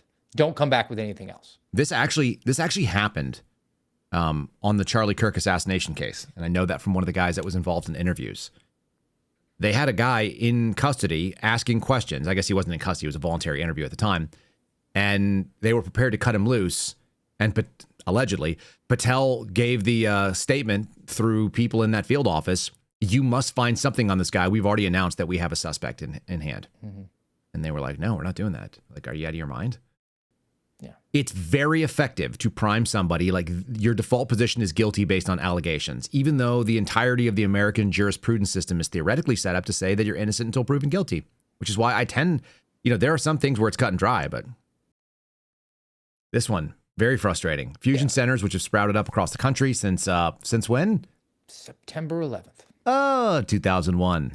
They have long been criticized for doing very little to thwart actual terror plots and too much to subject lawful protesters to suspicion and surveillance. I feel like we made a movie about this. I don't want to keep harping on this, but there were people that actually believed in freedom before that. Their directive is to produce intelligence products. So ask for it, you will receive it in the government, because that's what bureaucracies do. So the government wants intelligence products, and then they want intelligence products that support their predetermined narratives. So the fusion centers are going to do that. And now we're also seeing that the government contracts, they take taxpayer money and pay private intelligence gathering groups to do hoovering up of information and produce intelligence products. Do you think that those groups, which are beholden to the government to pay them out for those contracts, are not going to give them the bulletins and the reports that exactly the government wants to have? Here's the thing that really bothers me. It took us less than a year and a half into this administration to get exactly the thing that we were like railing about and saying why we needed regime change under the last administration. It took 15 months. And they have a new focus. They have a new thing that is not in the interest, that is not publicly popular. It's the same idea as saying that parents can't have a say in what their children do at their publicly funded schools. And you have no right to go speak out with emotion of any kind at these things. And if they say that they're going to keep doing gender ideology or whatever else is, then you're the problem. We're 15 months is all it took for them to pull the mask off and reveal that the same people are still running everything and that the same priorities and tactics and tools are still being used. And in the meantime, I'm supposed to believe that America's going to celebrate a 250th anniversary, and I'm unpatriotic if I think that Congress is the only one that can declare war, and I'm unpatriotic if I don't think that Lee Greenwood is the greatest musician of all time, singing the greatest song perhaps that has ever been sung in English. You mean you're not nostalgic for the for the music of the 1980s, early 1980s that really was nails on a chalkboard level at that point? That just means you're not patriotic. Right. Look, and what they're doing also, they originally started out with was, we're going to create categories of threats or extremists, and then we'll just set the bowling pins up and knock them down so we can look really good because the American people want to hear that we're taking care of terrorists and we're bringing crime down, which is why you get like the 764 nihilistic violent extremist category, which those guys aren't good dudes. They're pedophiles, a lot of them. They're crossing state lines to have sex with little kids, or they're encouraging people to go and do harm to themselves, which is a crime. So they should be charged with crimes, but to categorize them as terrorists is dishonest, and it creates this misperception amongst the American people that there are terrorism cases out there that aren't. And then that devolved into, well, we have certain policy preferences. Under the Biden administration, it was, we want to trans the kids, or we want to force them to put a diaper on their face. And under the Trump administration, it's, we want the construction of these data centers willy-nilly all over the place. And if you disagree with that, then we will just create an entirely new category and say that you, in fact, are an extremist or a threat, and we will use the levers of power. And if we even need to, when we have a intellectual fellow traveler who divests themselves and they're no longer patriotic, then we'll do the no true Scotsman thing and say, well, Tucker Carlson isn't on the right, so we're going after left-wing extremism, and he fits the bill quite nicely, don't you think? He's providing he loves materials Muslims, for so that's his problem, obviously. Same thing with Tom Massey. It's interesting, the 764 thing, because I remember people on social media took a statement and they didn't understand what I was saying because they're not sophisticated thinkers. And also, people are so simple. They're just like, oh, you don't agree with everything we like? You're the bad guy. It's like, look, dude, no, what we're saying is that they're not terrorists, and a lot of them are minors. Yeah. So they're not the threat you're claiming they are. And guess what? If you want to keep your kids safe on the internet from people like child predators of any kind, to include people that you think the FBI could link to this thing that they are trying to create out of nothing because they love to do these big enterprise investigations, keep them off the internet. There's no hierarchy. There's no chain of command. There's no communications. I just covered down. There's not even necessarily shared ideology. What is, like, how do you have a shared ideology of nihilism and then pedophilia, but who are also Nazis? I kept reading this and I was like, I know this isn't real. I know this is an FBI creation. And then FBI people were like, well, no, it really is a big deal. And I was like, I know it's not real because of you. You telling me it's a big deal makes me not believe you, because you guys are full of shit. You guys went after Agave. You went after the military, militia violent extremists. You guys went after racially motivated violent extremists. And I've seen what they look like. I've seen your white supremacists. I've seen your militia violent extremists. I've seen what all your domestic extremists are. And they're all creations of you because it serves what you do in government. I don't believe you. Sorry, I didn't believe what the FBI Agents Association told me I needed to believe. I don't believe what anybody in government tells me I must believe. I look at it and I say, is this reasonable? Or is this likely the same thing that you always do? Present a boogeyman, say that it's the uber bad guy, and then tell me I must not like it or I'm not patriotic and I'm not supporting America. They're actually being a little bit more clever. That they've learned the lesson that, wait, Agave, anti-government, anti-authority, violent extremists, someone with a perception of government overreach, like that's fundamentally American. That's not going to hunt. That dog won't hunt. So we'll come up with nihilistic violent extremist, which they define as essentially the Joker from Dark Knight, like people who want to watch the world burn. But the actual definition says people who go about in organizations, let's track with this, an organization that goes out online and finds vulnerable people and encourages them to do bad things. So the FBI is a nihilistic, violent, extremist organization from my perspective. And then they'll jam that square peg into the round hole and say that it's actually this guy who's a pedophile, which is a righteous prosecution. He's violated the criminal law. And they're going to say, whoa, do you want to defend a pedophile? No, I want him prosecuted as a pedophile for the crimes that he violated. That's not terrorism. And for you to represent it as terrorism and just say, well, that's just details. That's just details, Adrian. We're not going to pay attention to that. Then you actually do think that I'm as dumb as Rocky. No notes, 100%. I had a really frustrating conversation with the FBI Agents Association president while I was an agent in Washington, D.C. when I stopped supporting them physically, which are, whatever. I think, what do you pay? $8 a month to be in part of that organization? Yeah, out of your paycheck? Pretty small. I think it's something like that. It might be $5 per paycheck, something like that. Whatever it was, I stopped my financial support of the Agents Association.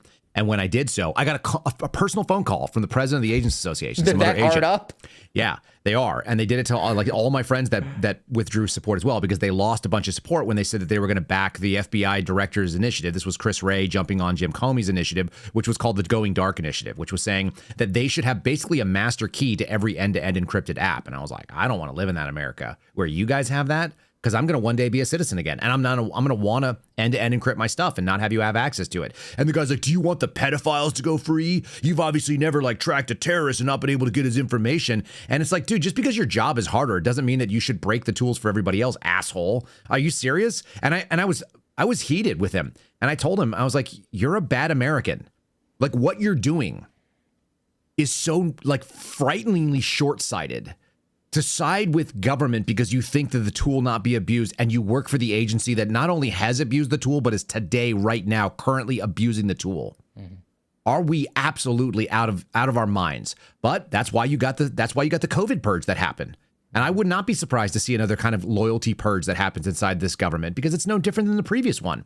And for all the wins that I keep seeing touted, I saw Donald Trump posting a picture of himself with all their wins. And what I noticed conspicuously was no mass deportation, which was the single biggest and most important thing run on, and no making America affordable again. And by the way, no making America healthy again. They tried to claim the wins were Doge cuts, which got completely kicked out and non-codified. Every single thing that they touched on. And, you can't talk about no new wars, all the major promises that people said, if you were going to say this is what Donald Trump was, and you got his supporters, and if you polled them in, let's say, August, September of 2024, all of the things that were supposed to be importantly done were not wins. And that's where we're going to end up with this unpatriotic version of Tom Massey, because people don't realize it, because it's not in the news every day. We're still funding a war in Ukraine. Mm-hmm. And by the way, it's super, super, super, super, super, super duper important to people who are actually in power. Our Congress people still love it. I saw a quote, and I can't remember who said it, and it doesn't make a difference to right now. Our Congress is basically deciding which foreign nation is more important than America, whether it's Israel or whether it's Ukraine. And obviously that's a hyperbolic statement, but here's Tom Massey's quote. He said, I just voted against the Ukraine Support Act tonight. It sends over $9 billion of your taxpayer dollars overseas, and it includes $250 million, $250 million for Radio Free Europe, which is a Cold War relic that benefits no American. Fact check true. That is a bizarre propaganda tool that we broadcast in there. And how many people ended up voting in favor of it? 226 on the passage of it. He voted against it. 195. The yeas have it. I think I actually have a video of that vote happening. And they also did a vote on the SAVE Act. Guess what? Do you think they included the SAVE Act in the budget reconciliation? No, I think they probably cut it right out. I think they did too. I don't know why I think that. It just seems like a thing that they would do. Let's do... Wait, are you not patriotic? You don't support the USA? I do not support sometimes the USA. The Ukraine blindly. Support Act, which is specifically called that because that way they can call you unpatriotic. I didn't even recognize the USA. Holy crap. Okay, so here is... Here, let's see. I think I got Clay Higgins talking about Ukraine. Let's do that real quick. Short clip. Man, all these Republicans voting to send more money to Ukraine. Unbelievable. All the Democrats, and from what I counted, 19 Republicans voted for that. Unreal. Keep you posted. Oh. Oh. Hey everybody, Tim Burchett, just leaving the House floor. Several bills tonight. One of them was dealing with the Democrats were trying to push for more funding for Ukraine. Of course, I voted against that. Thank goodness it failed. Also, the other really big bill was the appropriations on agriculture. It was $380 million less than last year, and it cut $7 billion from SNAP, which is food stamps, but it was cutting the fraud. And of course, the Democrats pitched a fit. They're going to talk about how we cut all this money from SNAP. And the reality is all we did was cut the fraud out.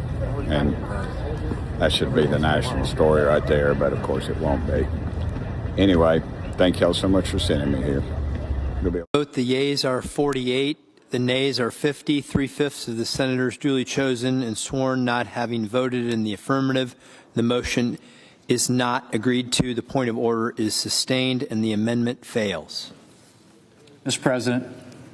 To recognize the Majority Leader. Mr. President, I ask unanimous consent that the following amendments or motions be the next in order: Hickenlooper 5501 and Kim 5545.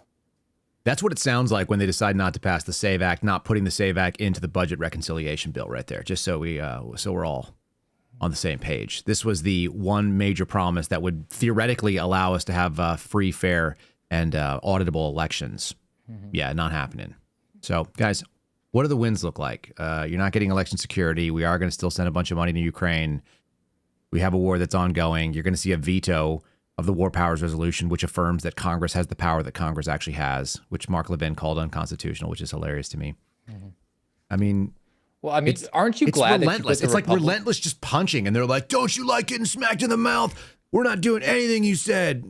Here's Lee Greenwood. Eat this slop. Eat this crap. We're going to have some guy you never heard of. He's better than Pavarotti, per his mother. We're very excited to have the Republicans in charge so that they could bring the Ukraine Support Act for a vote at all. Like, oh, I can't believe the 19 Republicans. Why did you bring it up for a vote at all? Because you knew it was going to pass. That's why. Oh, Tim Burchett, he's very excited. Hey, thanks, y'all. Thanks, y'all. I want to let you know that the bad spin's going to happen because of the cut $7 billion. But that $7 billion is fraud. That's all we cut. Oh, so you were able to itemize and directly connect fraud to $7 billion?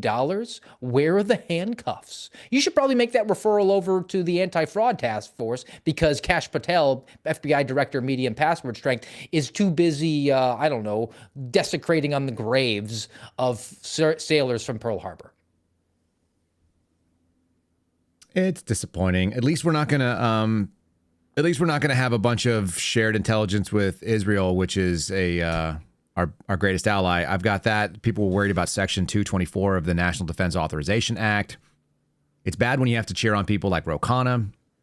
I'll play that in 1 second here. Before we get that, if you're on YouTube, give us a like, Rumble. If you haven't, subscribe if you have not already, and share it with a friend. Do that. That'd be great if you want to share it with a friend. If there are things that you're going, oh, I didn't know that. I should know that. Maybe I didn't understand that perspective. If it's valuable to you, clip it, use it, or share it with a friend. And then you may hear an ad on the audio platforms coming from the folks at Spotify, and you could hear that right now.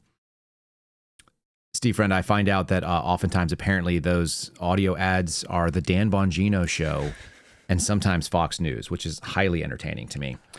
Should we find out about Section 224 and how that's going to work out? I feel like that might be really important. Yeah, if we're going to commingle our military with the Israelis, that's going to be an issue. Let's do that real quick. All right, we'll now consider log number 6827 by Mr. Khanna of California. For what purpose does the gentleman from California seek recognition? Mr. Chairman, I have an amendment at the desk. Will clerk distribute the amendment without objection? Reading amendments dispensed with. The chair recognizes the gentleman for the purpose of explaining his amendment. Thank you, Mr. Chairman. Mr. Chairman, the American people are tired of the arrogance and insolence of Prime Minister Netanyahu telling America what we should do. The entire country of Israel has a GDP that is less than a single town in my district.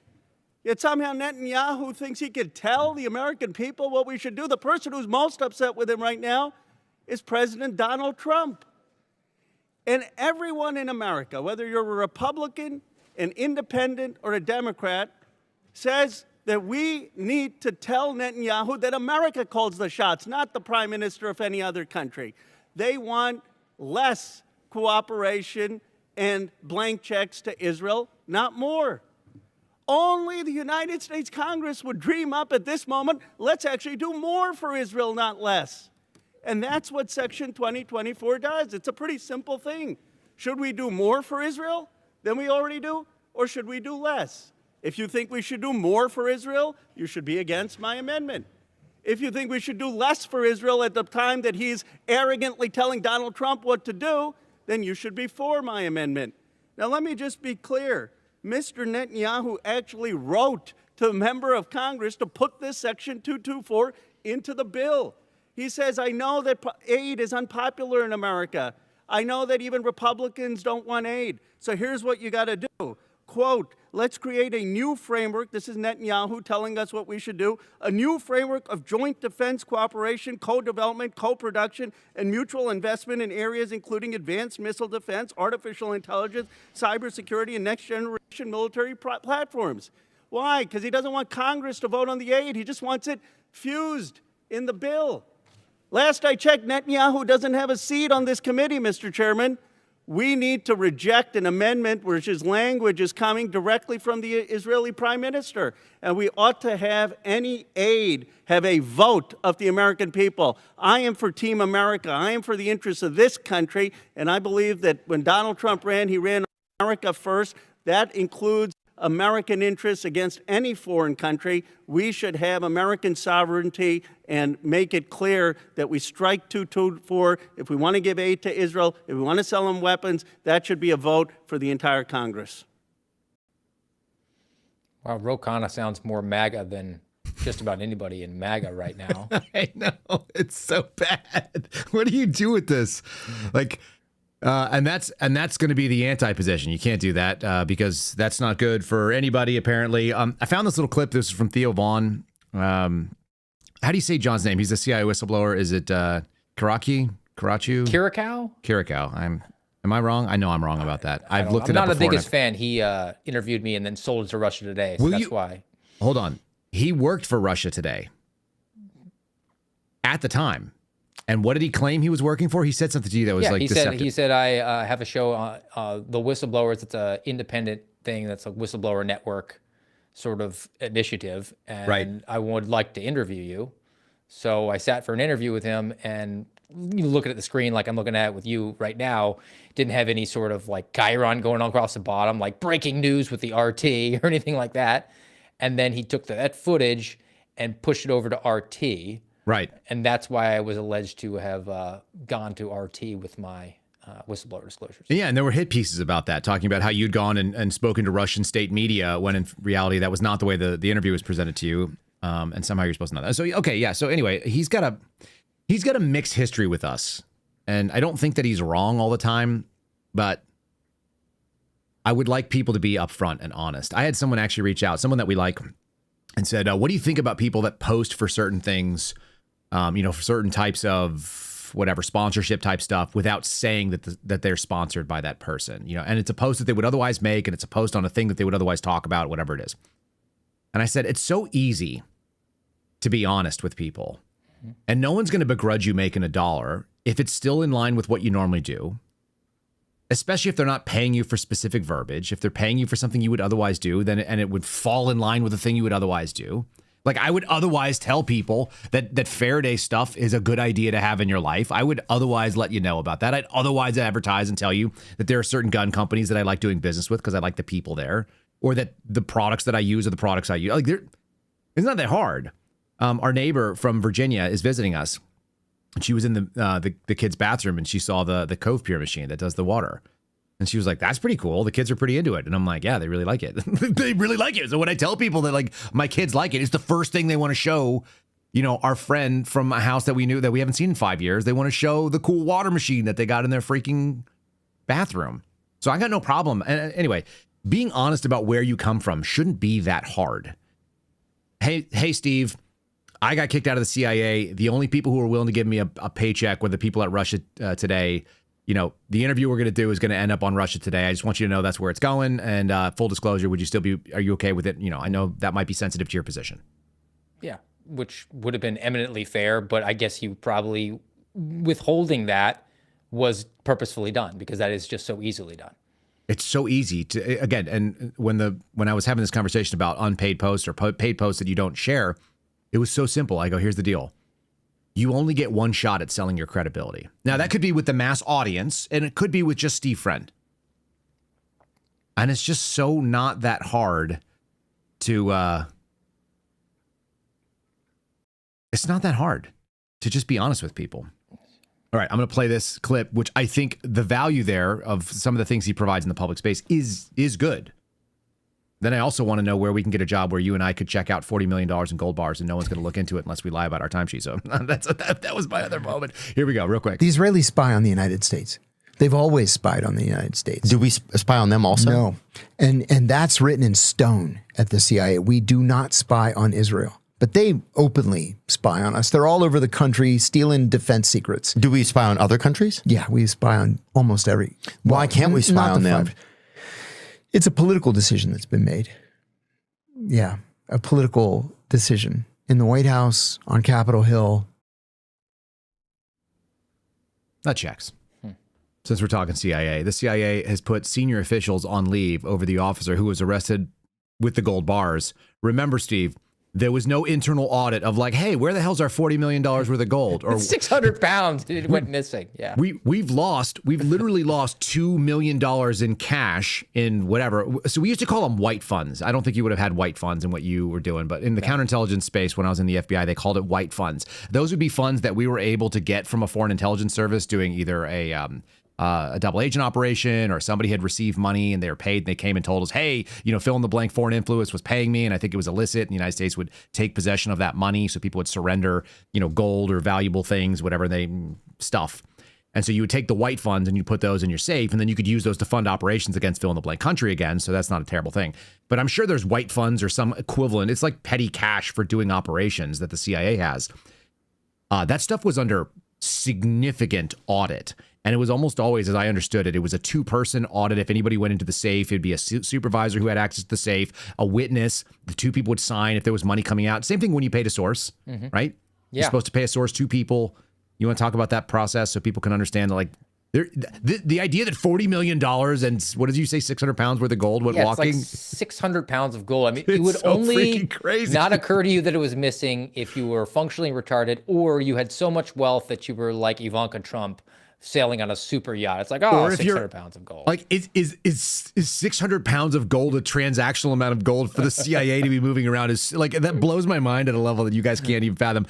Having worked around, knowing people in the CIA, it makes me go like, what the F, dude? All right, explain the payment of a source just in the FBI side of it, just so people understand that this doesn't make sense to people that have worked around money for the government. No, there's a pretty good amount of oversight when it comes to paying a source. I mean, I actually knew an agent who, when he was in training as a brand new agent, his training agent forged his signature in order to steal money, and it was a big deal. So what winds up happening if you're on the up and up is you have a source, gives you information, you say, I'm going to pay you $1,000 for that information.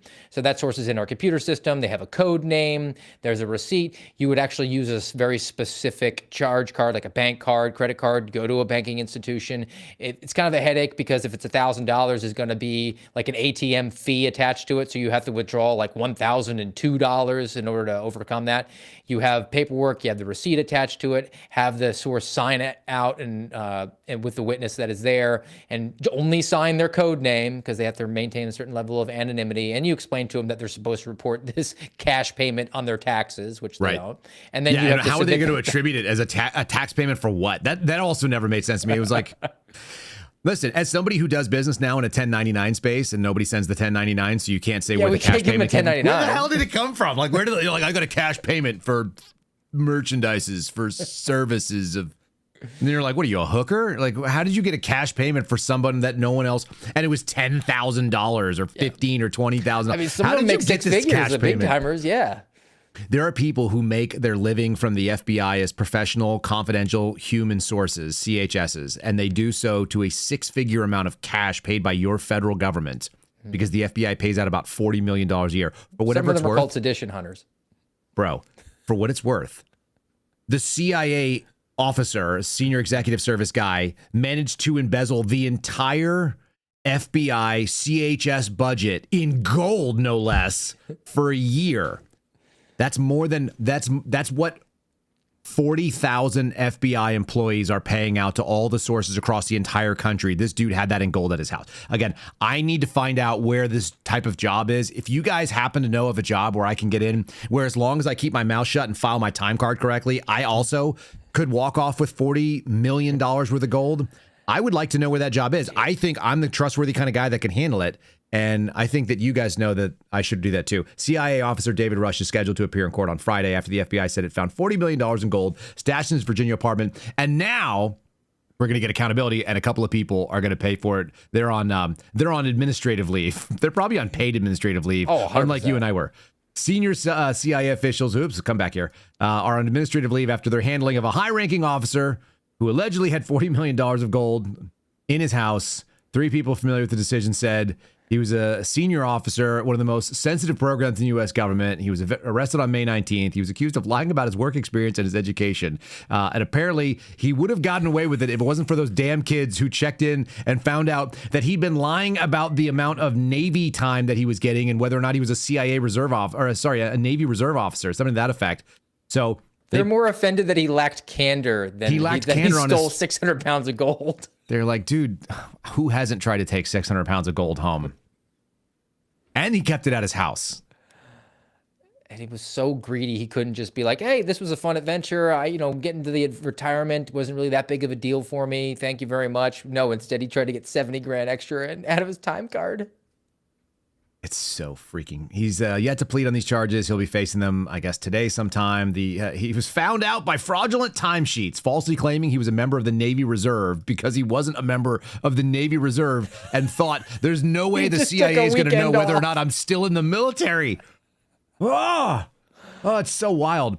Good news is that ODNI is cracking down on this, right? I think that's what we found out, is that we're going to have a new Office of Director of National Intelligence. Yeah. 38 years old, graduate of Northwestern with a broadcast journalism degree. Is that true? Yeah. This is Bill Pulte? Bill Pulte, broadcast journalism. His grandfather was a high net worth investor guy, so kind of got him into that industry. Good. And I guess he got onto MAGA's radar because he started going on Twitter and saying, hey, I will donate something if I get a certain amount of engagement. And he said, if Donald Trump retweets this, I'll give 2 veterans brand new cars. So Trump does it, and then he gets brought into the tent, and he starts donating. And then he's now put in charge of the Federal Housing Authority because Fannie Mae and Freddie Mac, they're the good guys now because they're based, and that qualifies him to be in charge of America's intelligence apparatus. Can we give him 303 1,000 gram bars of gold and see what happens? He was like one of those 30 under 30 guys. So again, he probably was on super yachts and would barely notice. Okay. Donald Trump is really impressed with him. So I have a 2-minute speech from the President of the United States talking about how great Pulte is and why he's going to be a really capable director of national intelligence. Now, you're going to be shocked to find this out, but about 90 seconds of the 120 seconds of this clip is actually Donald Trump praising himself. So don't get distracted by the beautiful celebrities, Steve. Do not get distracted by Donald Trump's self-praising. He actually comes into it naturally as he mentally stumbles into it saying, this guy is great and he did this thing. And, well, I guess I should get credit for this thing, too. And so I'm so used to everybody else slobbing my knob. I'm actually going to do some self-slobbing right now. So Donald Trump is doing some knob slobbery of Donald Trump. This is a thing that you can't miss. You only get it here on Friendly Friday, I think, with that commentary. Well, he's very smart.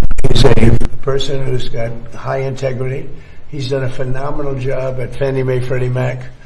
He probably have $1 trillion in value there. When he took over, it was much less. And wait for it. I guess I'm responsible for that too, because everybody wanted me to sell it in my first term for 10% of what it's worth right now. If I would have sold it, we would have lost $900 billion. We would have Allow me to talk about myself. Excuse me while I allow myself to talk about myself. lost. Think of it. It's probably worth $1 trillion. And I was offered, people want me to sell it at $100 billion. A very small percentage of what it's worth now. So, and he built it up a lot, did a great job. And it's an acting position. It's not a permanent. He's not going to be permanent because, I don't think he'd want to be permanent. But he's a very smart guy, and he may find out some things about the rigged elections, et cetera, et cetera. I think he'd like to do it. I think he wants to do it very much. Got a lot of energy. But he'll be very good. Again, it's not a permanent position. Right. We're interviewing people right now, but it's somebody just to take it over for a little while. Does he have the necessary, in your view, Mr. President, the necessary national security experience to take on that position? Well, I do, and I think he does, actually, because he's smart. Because a lot of national security, I wasn't greatly experienced in national security, and I think I've done a really great job with it. A lot of people would say that I've ended 8 wars, and soon to be a 9th. I hope that works out, too, Frankly, it's... Is the 9th war the one he started? And there's another one also. It could be 10. No president, I don't think a president's ended 1 war having to do with outside of this country. So, we've done a good job. I would say that Bill is a guy that will be able to figure it out very quickly. Again, it's short term, but he may be very effective for a short period of time. Can you give me any notes on what you just heard there, Steve? So no president has ever ended World War II, right? Mm-hmm. I mean, we didn't sign any treaties. We didn't pull out of Vietnam. We're still actually at war with Vietnam. But nobody ended Afghanistan. I mean, for whatever it's worth. I mean, Biden did effectively. He did a terrible job, and he did it in the worst way possible. But it does seem like they kind of ended it that way. He does have national security experience because he's a smart guy like me, right? That's the message. That's not the glowing recommendation that he thought it was when he said it to me. And ultimately, I think he gives it away in that rambling response. Is that Pulte must have said something about, I want to dig into election fraud. And I think he said, also that gives sounds it away. like the guy needs to be the DNI. I think he also gives it away that he didn't have like a canned answer on this and that he hadn't thought out why that guy was a good pick. So he started talking about himself because that's what he's most comfortable doing. So he just was like, yeah, I mean, he's smart and he seems smart. He must be smart. I hired him. I'm pretty smart. If you guys notice this, like I do a really good job. Like if you notice how great a job I do, I've done a great job with wars. I didn't know anything about it before, and look how awesome. Everybody who knows says I'm awesome. Everybody I talk to says I'm awesome. That's how they still have a job because I'm the president. And are we still here? Are we alive? Is this? Are we? Is it Manifestation of things that are in our recesses of our minds? Yeah. It's really awkward. It's awkward to listen to that man do that thing that he just did. I would feel bad for him, but then I remember that at least he's got like a really good team, and he only hires the smartest and the best people. Can you fact check that? Is that true? I mean, Scaramucci, Omarosa. I mean, like you're talking Mount Rushmore levels of intellect. How about Mike Pence? Stand by for this one. You might know that there's a problem with American conservatism, and luckily we have former Vice President of the United States of America, Michael Pence, to talk about it. The fly is not present in this particular clip. Ready? Dude, we hate populism. Here we go. A new threat to conservatism has emerged from within our movement. And I call it the populist right. It essentially advances policies of protectionism, isolationism, marginalizing traditional values. You know what those traditional values are? The traditional values are freaking war. And while they've had some success prevailing on the second Trump administration, not all. I think the second Trump administration has gotten a lot right, secured the border, extended all those Trump-Pence tax cuts, stood up to Iran, stood with Israel. But when you look at the stops and starts on Ukraine by this administration, when you look at voices on the outside that have even questioned our support for Israel, and the economic policies, Kate, nationalization of businesses, broad-based tariffs against friend and foe alike, price controls. I wanted to write a book that it was about what conservatives believe, in the hopes that in the midterms and in 2028, we return our party to those founding principles. The furrowed brow of Mike Pence, which he can't really furrow anymore because he's got too much Botox injected into his forehead, because I guess he's going to run again. And make sure that you buy his book for $29.95, where he will tell you that unless you back everything that the nation state of Israel does, then you're just not a patriotic American. Can we talk about those conservative values? What were the conservative values he just espoused? So endless war, support for Ukraine, and then you also had to have undying support of Israel. Right. And then you could not use tariffs, which is a free trade. You're not even allowed to question debate to have. You can't even question the power or the value of Israel. It reminds me of this other dude that I saw. What did I call this clip? That is not a nice name for this clip. No wonder I couldn't find it. It's called Pressler GOP, the F word Indian. Let's hear about those conservative values, which also involve making sure that Indians are part of the Republican Party. Let's hear it from a guy. Am I wrong? Did Scott Pressler also do the voiceover for the Honey Badger? Am I incorrect about that? You might actually be accurate. Okay, we're going to actually do a side-by-side comparison. I've never done this before. We're going to do a side-by-side of Pressler versus possibly Pressler. That is not what we're supposed to be doing. You're not supposed to park there. You're not supposed to park there. Yeah, that's not exactly what we went for. What did I just do? Where did I put that clip? Give me a second here, Steve. One man show. This is how we do it. Yeah, now it just went away. It literally doesn't want to be seen. Okay, I can go type in that unpleasant thing I said about. Okay, Pressler thing, open. Pressler, got it. Okay, here we go. Hey everybody, this is Scott Pressler and Republican Party of Texas Chairman Abraham George. You know, of everything he could be doing today, the chairman is here in person at a polling location in Collin County. This is Allen, Texas. And I have been here since 9:30. It's now 2 o'clock, shaking every hand, meeting voters, and it's been a steady stream, which shows me that people know about today, the runoff. I am also concerned, Mr. Chairman, with making sure that once we have all of our Republican candidates, that we as a family coalesce together, united in our conservative values to ensure that every one of them from the top of the ticket to the bottom of the ticket wins, which means mark your calendars. Okay, is this the same guy? This is the Honey Badger. Watch it run in slow motion. It's pretty badass. Look. It runs all over the place. Whoa, watch out, says that bird. Ew, it's got a snake. Oh, it's chasing a jackal. Oh my gosh. Oh, the honey badgers are just crazy. The honey badger has been referred to by the Guinness Book of World Records as the most fearless animal in all of the animal kingdom. It really doesn't give a shit. If it's hungry, it's hungry. Ew, what's that in its mouth? Ew. Oh, it's got a cobra. Oh, it runs backwards. Now watch this. Look, a snake's up in the tree. Honey badger don't care. Honey badger don't give a shit. It just takes what it wants. Is that Scott Pressler doing that, you think? Can you hear the jeans inside the boots in that clip? The jeans inside the boots, like he's Woody from Toy Story. Yeah. He's pretty rich. And I've been here at the polling location since 9 o'clock in the morning, rather than doing the thing that you're supposed to allegedly be doing, and that's getting out the vote. So you just hung out at the You just waited for the vote to show up, but you didn't actually go and like drive people around or pick up seniors that are too old to get their own transportation. I love how he polls. interviews a guy who has the Abraham George, so he has to name himself after their two presidents. Hold on. Who is that guy? I think I have a thing about that guy, don't we? Don't we? This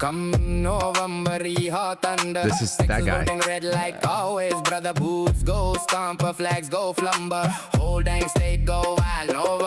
Move your head, Steve. You know this. You know you know this. Steve doesn't want to move. No, I'm not a dancing type. I'm sort of surprised that Abraham George hasn't changed his name to like Donald. I don't know how to do the fake Indian dance, but that's the fake Indian dance. I'm pretty sure that Mike Pence has the same conservative values, which are support Israel, and if you question it, you're not part of the team. You must support Ukraine, and so that's a conservative value. And if you're a non-interventionalist, America first type, American taxpayers should not be paying for fraud or putting money overseas, you need to be booted. Yeah, don't forget. What is he running for? Hold on. What is Mike Pence? He's just selling a book, you think? Or are you going to try to? Well, he's selling the I'm Running for President book. Do you think he has the audacity to try that? Well, he already did. He's going to try it again, for sure. He should call his campaign the Audacity of Hope. Wasn't that Obama's thing? That was Obama's thing. Yeah, I don't know. I think that's about the same. But Mike Pence's book is probably called like Pleated Khakis. Pleated Khakis, how your values are also my values, because whatever you want, that's what I am. Cool.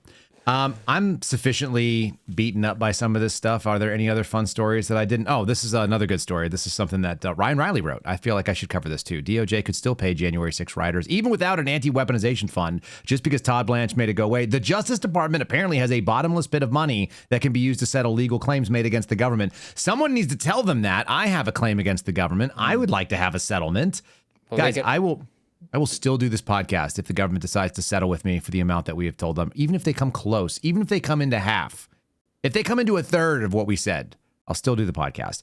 Even without the anti-weaponization fund, the Trump administration has the ability to give payouts. It's called the Judgment Fund. It's an existing fund. There's a link to it. I will put this in the comments over on YouTube and on Rumble if you guys want to read it. Same thing on Locals.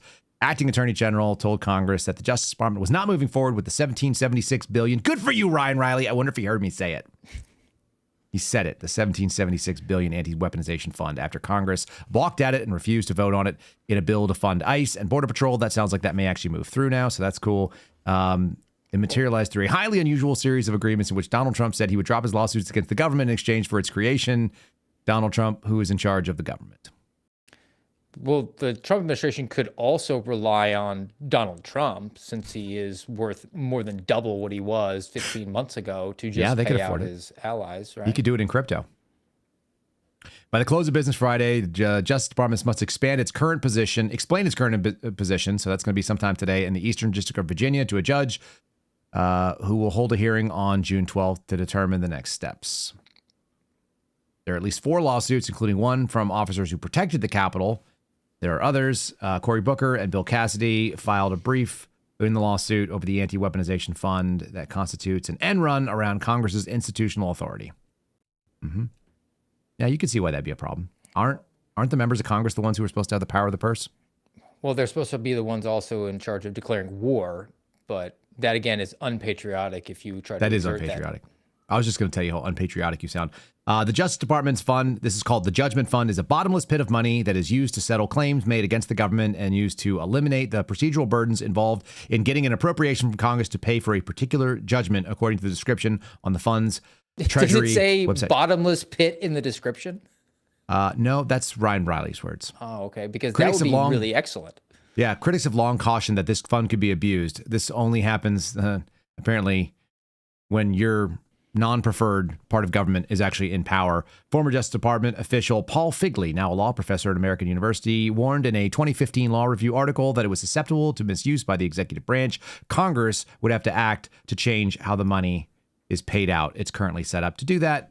Trump said he didn't know if the anti-weaponization fund was dead or on hold, but he called it a beautiful thing, and he loved it so much, and he thought it was so important, and that's why you need to know that he has a very, very big pool, and the pool is longer than some buildings are tall. Do you know about this, Steve? Oh, I've seen that. But before we get to that, couldn't the president just pay out a whole bunch of people? And since he has immunity from audit from the IRS, he wouldn't even have to pay the gift tax on it. He could, I guess. I guess he could. I don't know. Here we go. I just had this done. I'm getting He's got other priorities. But that's your size compared. So those are compared to. Those are among the tallest buildings in the world, including the Empire State Building, World Trade Center. What? Sears Tower, Chicago. Huge. So if you lay it on its side, you take 2 or 3 of them to fill it in, because the width is almost 200 feet wide.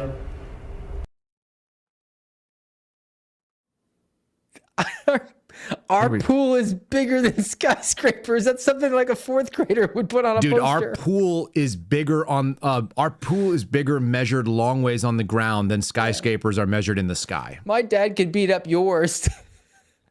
Yeah, my dad's the best. Everyone knows this. That's why he's so tall. My dad is wider than your dad is tall.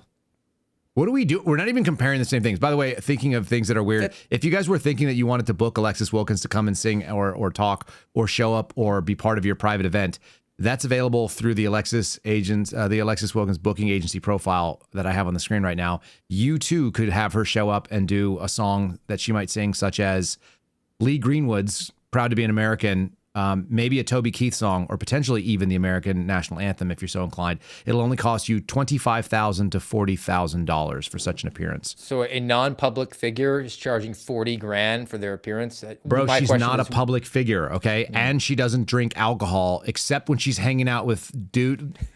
What's going on with that hat, Steve Friend? The guy with the hat next to her that reads "Smash," it got me. Whenever I hang out with my friends who wear hats that say "Smash," I'm always trying to drink beer or fruity stuff. What else do we got here? That's not funny. Whenever you hang out with your male friend who wears Whenever a I hang out with my hat, whenever I hang out with my male friends who wear hats that say "Smash," I try to wear my T-shirt that says "Bush."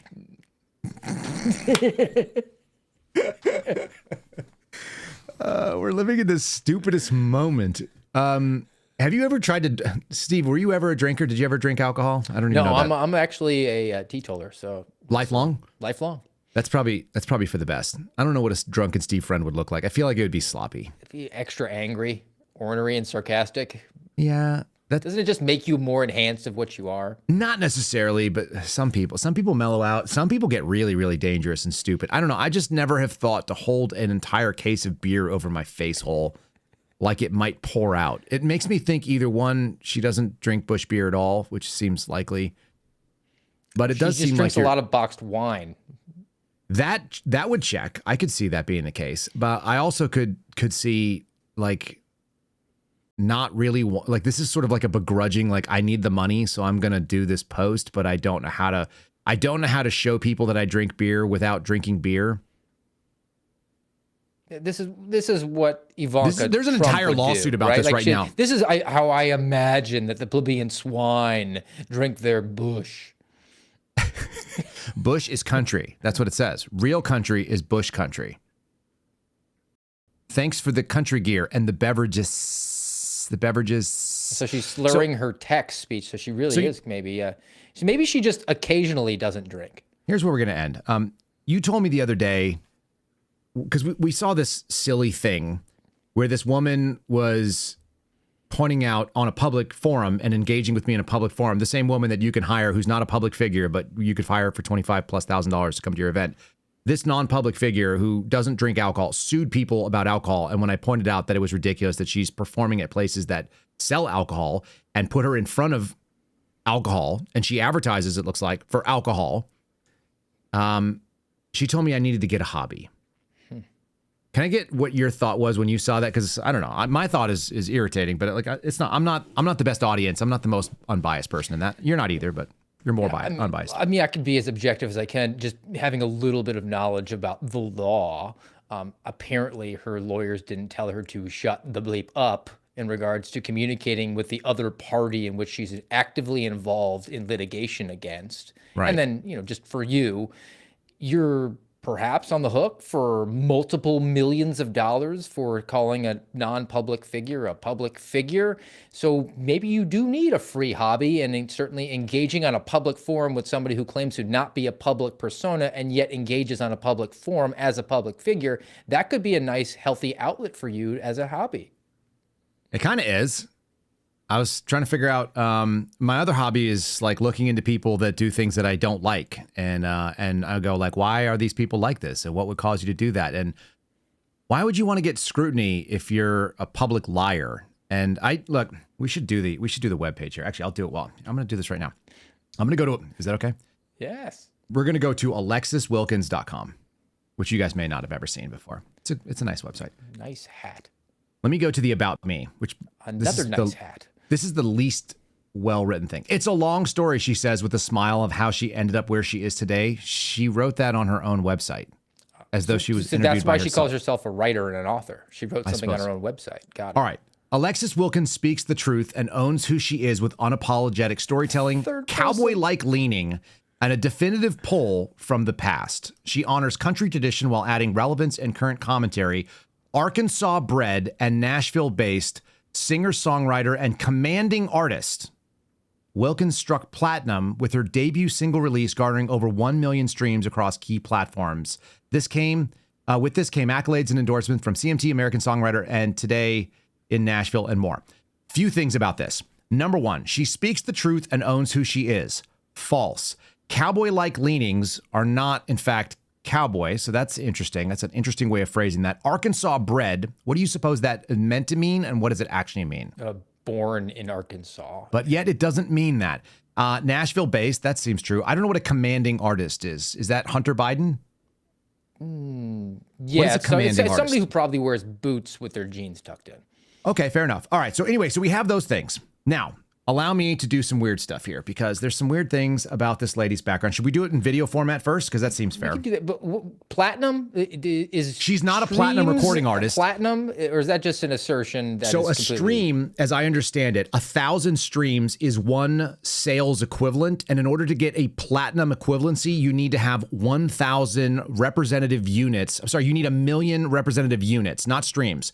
So she would need 1 billion streams the way that I did the math last time. She'd need 1 billion streams. So she's like about as close to being a platinum recording artist as I am. So, yeah, so she's like a decimated version of the platinum. It's just, yeah. So that's really crazy to me, first of all. And then we're going to do this little video montage. I referenced it yesterday and I wasn't sure if I'd do it, but I'd rather have it because I'm going to have you react to it and not me react to it. Not because I can't, but because I want to know what you think on it. Go into my file here of this weird video. This is entitled Alexis Wilkins is a Fake, which is true, it turns out. This is a girl, again, you just heard her bio from her own website. I'm just trying to put it out there. The reason I'm sharing you guys this is because this woman is suing me for more money than I've ever made in my whole life, and more money than my wife has ever made in her whole life, and more money than Steve Friend has made in his life if you were to combine all 3 of our maximum earnings of our lives. Now, she claims she's Arkansas bred, Nashville based, no reference to the fact that she was born in Boston, no reference to the fact that she grew up in Europe. This is a really weird thing for someone to do. It makes me ask all the questions. So let's see what 16-year-old Alexis had to say. Steve, you've done a lot of interviews with people that were lying to you. I want you to just turn on your radar. Here we go. Hey everyone, it's Ansley here from Teen Music Insider, and today we have a very special guest with us, Alexis. What artist do you look up to right now? You know, I sing country and I love country, so probably a lot of country artists. I think, so as far as artists go, I guess I love One Republic's new album. I've always loved them, so. Do you think living in Nashville has helped your musical style? You know, it's funny because I've always loved country. So like my mom, I grew up listening to Garth Brooks because my mom loves Garth Brooks, and then my dad loves U2. I think Nashville just gave me a place where it felt like home to be country. How would you describe your musical style?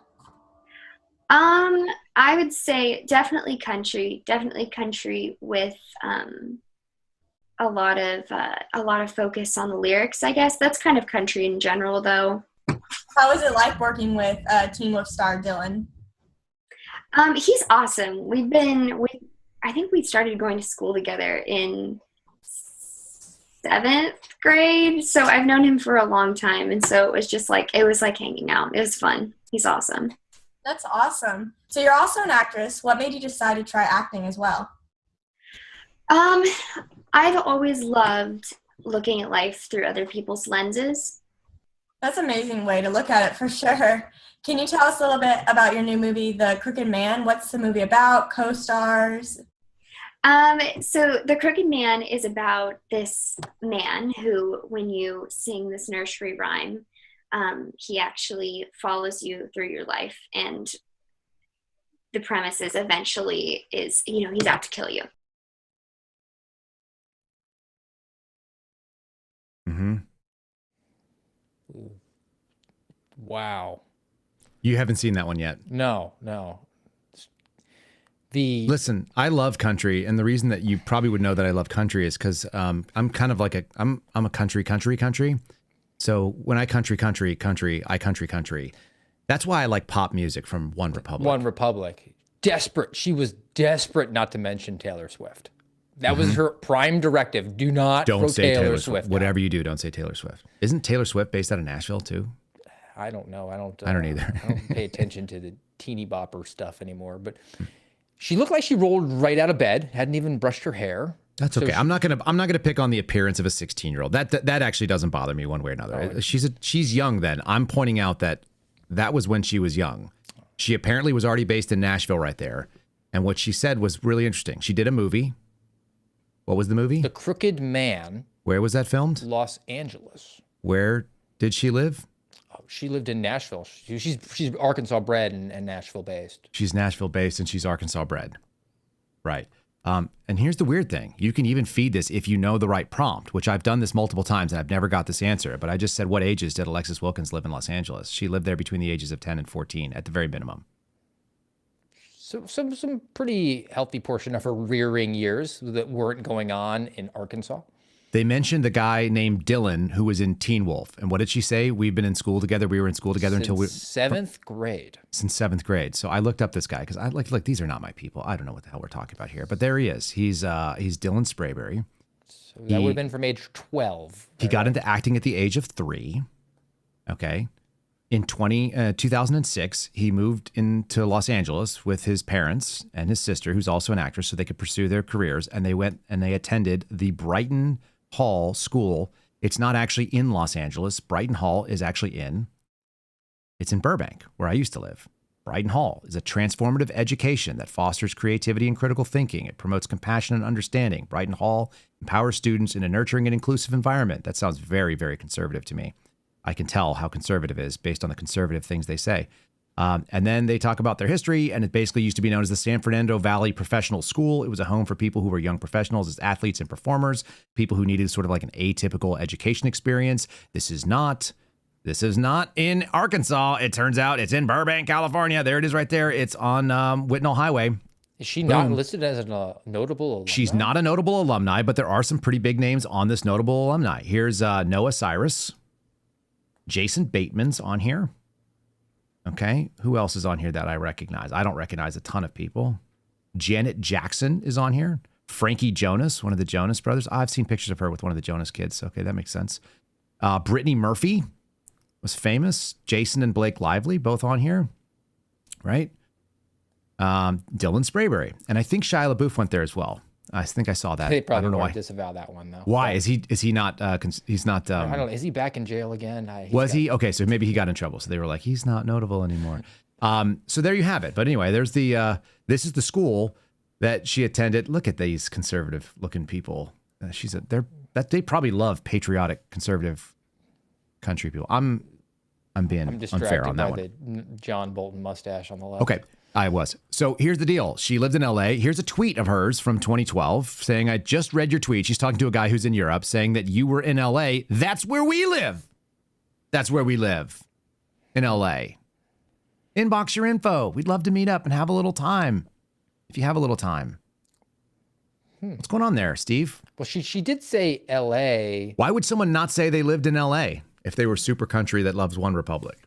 Maybe there's a LA, Arkansas. Are you being specific? I'm being specific. It's Burbank, California. Yeah. Mm-hmm. Now, some of this stuff was actually covered in the New York Times article by Elizabeth Williamson, which was written in February of this year, but a lot of it was not. And then if you do the fun game, which I did early on when I got sued, because I was like, who the hell is this chick? What is she all about?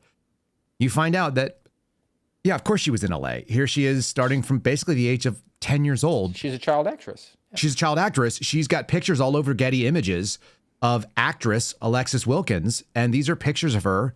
There's just a ton of them with like little girls at industry Hollywood events, which is really gross to me. Having been someone who worked in the movie industry, I worked in the finance end of Warner Brothers before I went to the military. And it's a really gross industry. And it's pretty gross for what it does to kids. There are 2+ pages of this, and they go all the way back to when she's a child. Like she's like a younger tiny. than 10 in that one. She is 10 in that one, Wow. I think, is what we figured out. She's like 9 or 10. But yeah, this is like going to the time when she's supposedly living in Arkansas, and then you can tell she's at industry events all the time, over and over and over again, all the way up. She grew up. There's pictures of her at 14, 12, 13, 14, 15, 16, etc. And then apparently she's then based in Nashville, and then you start seeing some of her modern pictures. But I mean, I suppose she could have been commuting from Arkansas to Burbank, in her pickup truck fairly regularly, or this is just a complete misrepresentation of her background which is dishonesty that's unnecessary to say, look, I wanted to pursue the arts. I really had an ambition to get into acting or to singing. I really wanted to do something like that. There's no knock on you for that. That Hunter Biden learned that. You can own anything. And you should be like, I just felt like was the best format, or maybe that's the best way to get ahead in this world. I just saw there was an opening for a country singer and I wanted to apply for that opening. The funny thing is if you have a pattern of dishonesty and you make points that are dishonest, again, one of the claims in the last lawsuit that was just filed was that she's known not to drink, and that she's a person who has a reputation of being not around alcohol. And then yet we showed you this last 2 days ago, maybe. This is Alpha Whiskey Incorporated. This is the profile of her business, which is based at her home. And I edited out just because even though this is all public information and this is easily accessible, it's not actually that hard to find. I edited out the information about her actual address. I clipped it off, so it's been redacted on this particular feed. But it says it over and over again. It's her listed address. If you wanted to do business with the company, if you needed to go get a filing, you'd all go to that address. And then this is the address, which, by the way, if you look at the blur on the screen, that blur is because Google has her address redacted from Google, the same way that law enforcement people have. Yes. And so the front of her house is actually taken down. But if you go to the side alley, which is where the actual, the first click goes, it shows you that that's the pickup truck she has. It's a 1989 Ford F-150 Lariat that she takes pictures on Instagram. So it's a really pretty restored old single cab truck. You can't put in that truck, just for whatever it's worth there, Steve Friend.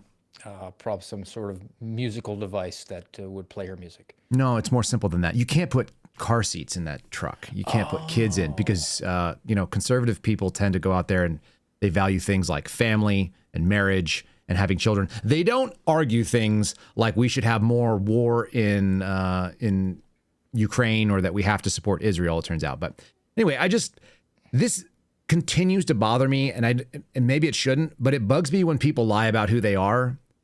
And then they say that we're going to sue you if you say that I'm not who I say I am, despite the fact that it's really obvious you're not who you say you are. Seems like a real problem. And I am fixated on this being, again, because if you're suing me for the entire livelihood that would support my children for the rest of their lives, at least while they're under my roof, like I take that kind of personally on behalf of my kids. So does my wife, by the way. My wife takes it very personally. She's not nice about any of this stuff. That's what I was going to share with you. And that video is pretty unfun. It's pretty damning, and all that background on her. That is an unforced error, but that's sort of par for the course for the boy who's her friend as well. Well, and this is why, and this is what it really all comes down to. Use of jet, things like getting escorted around by an FBI SWAT team despite being not a family member, not related in any way, shape, or form at all to the FBI, former FBI people, saying that he beefed up the field office in Nashville to be able to have her run around, ferried her on errands. You notice that they said ferried her on errands and to events, and she did not get sued at New York Times. Mm-hmm. So it's a new move, and I don't know if it's just because Banal Law Group needs another thing to be able to sue on or what, but there you have it. This is the story. I'll link this over here if you guys choose to read it. 27, Ms. Wilkins is the girlfriend of Kash Patel, Donald Trump's 46-year-old FBI director, whose personal use of government jets and FBI agents for himself and Ms. Wilkins has led to growing questions even within the Trump administration. I don't know how they get away with doing this. Again, I've seen her shoot. I've got videos of her shooting. I've got videos of all this stuff because I'm just kind of curious. She's a spokesperson for women for gun rights. She gets knocked over almost by shooting an AR-15. And I'm not kidding. She loses like 3-4 inches of her standing position each time she fires the gun. It looks like it's the first time she's ever held an AR. She looks about like my 9-year-old does when my 9-year-old holds a rifle. It might actually be the first time she was handling a firearm. It very well could be the first time because where you can't have an AR-15. Los Angeles. In Los Angeles, that's correct. Or you can't do it in Europe when you're an American living there. So in any case, I find this stuff kind of gross and frustrating. I do have a palate cleanse for you guys. I will let Steve Friend plug the deep dive again that he's doing on the American Radicals podcast. That was my therapeutic moment as I go into the weekend. Steve, tell them what you got coming up.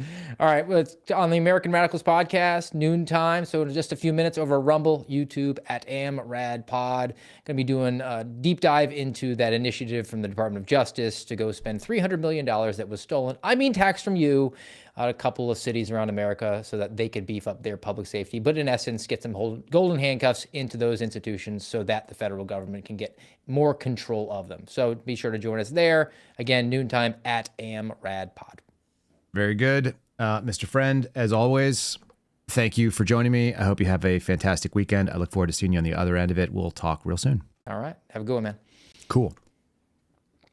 That's Steve Friend. This is me. Thanks, Steve. Here is one last little thing that some of you guys might want to know when you ask the AI questions. You got to learn how to do your prompts. Based on living in Boston and Europe till she was 9 and living in Los Angeles from 10 to 14, is it really accurate to say that this woman is Arkansas bred? AI says, I don't want to get sued either, so I'm going to say yes. Kid you not. They actually said, it just depends. She had a highly elite corporate and nomadic childhood, making a singular hometown label a bit of an oversimplification. And although she attended prestigious schools like a boarding school in Switzerland, and then also had 10 to 12, 14, ages 10 to 14, coinciding with a formative middle school in Hollywood, sure, she's from Arkansas. Whatever you guys think.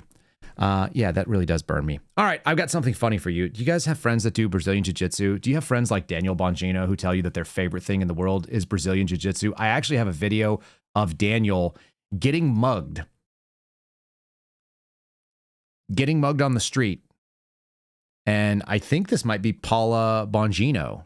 I'm being facetious, but this is what would happen if you tried to take the purse of one of the Bongino family members.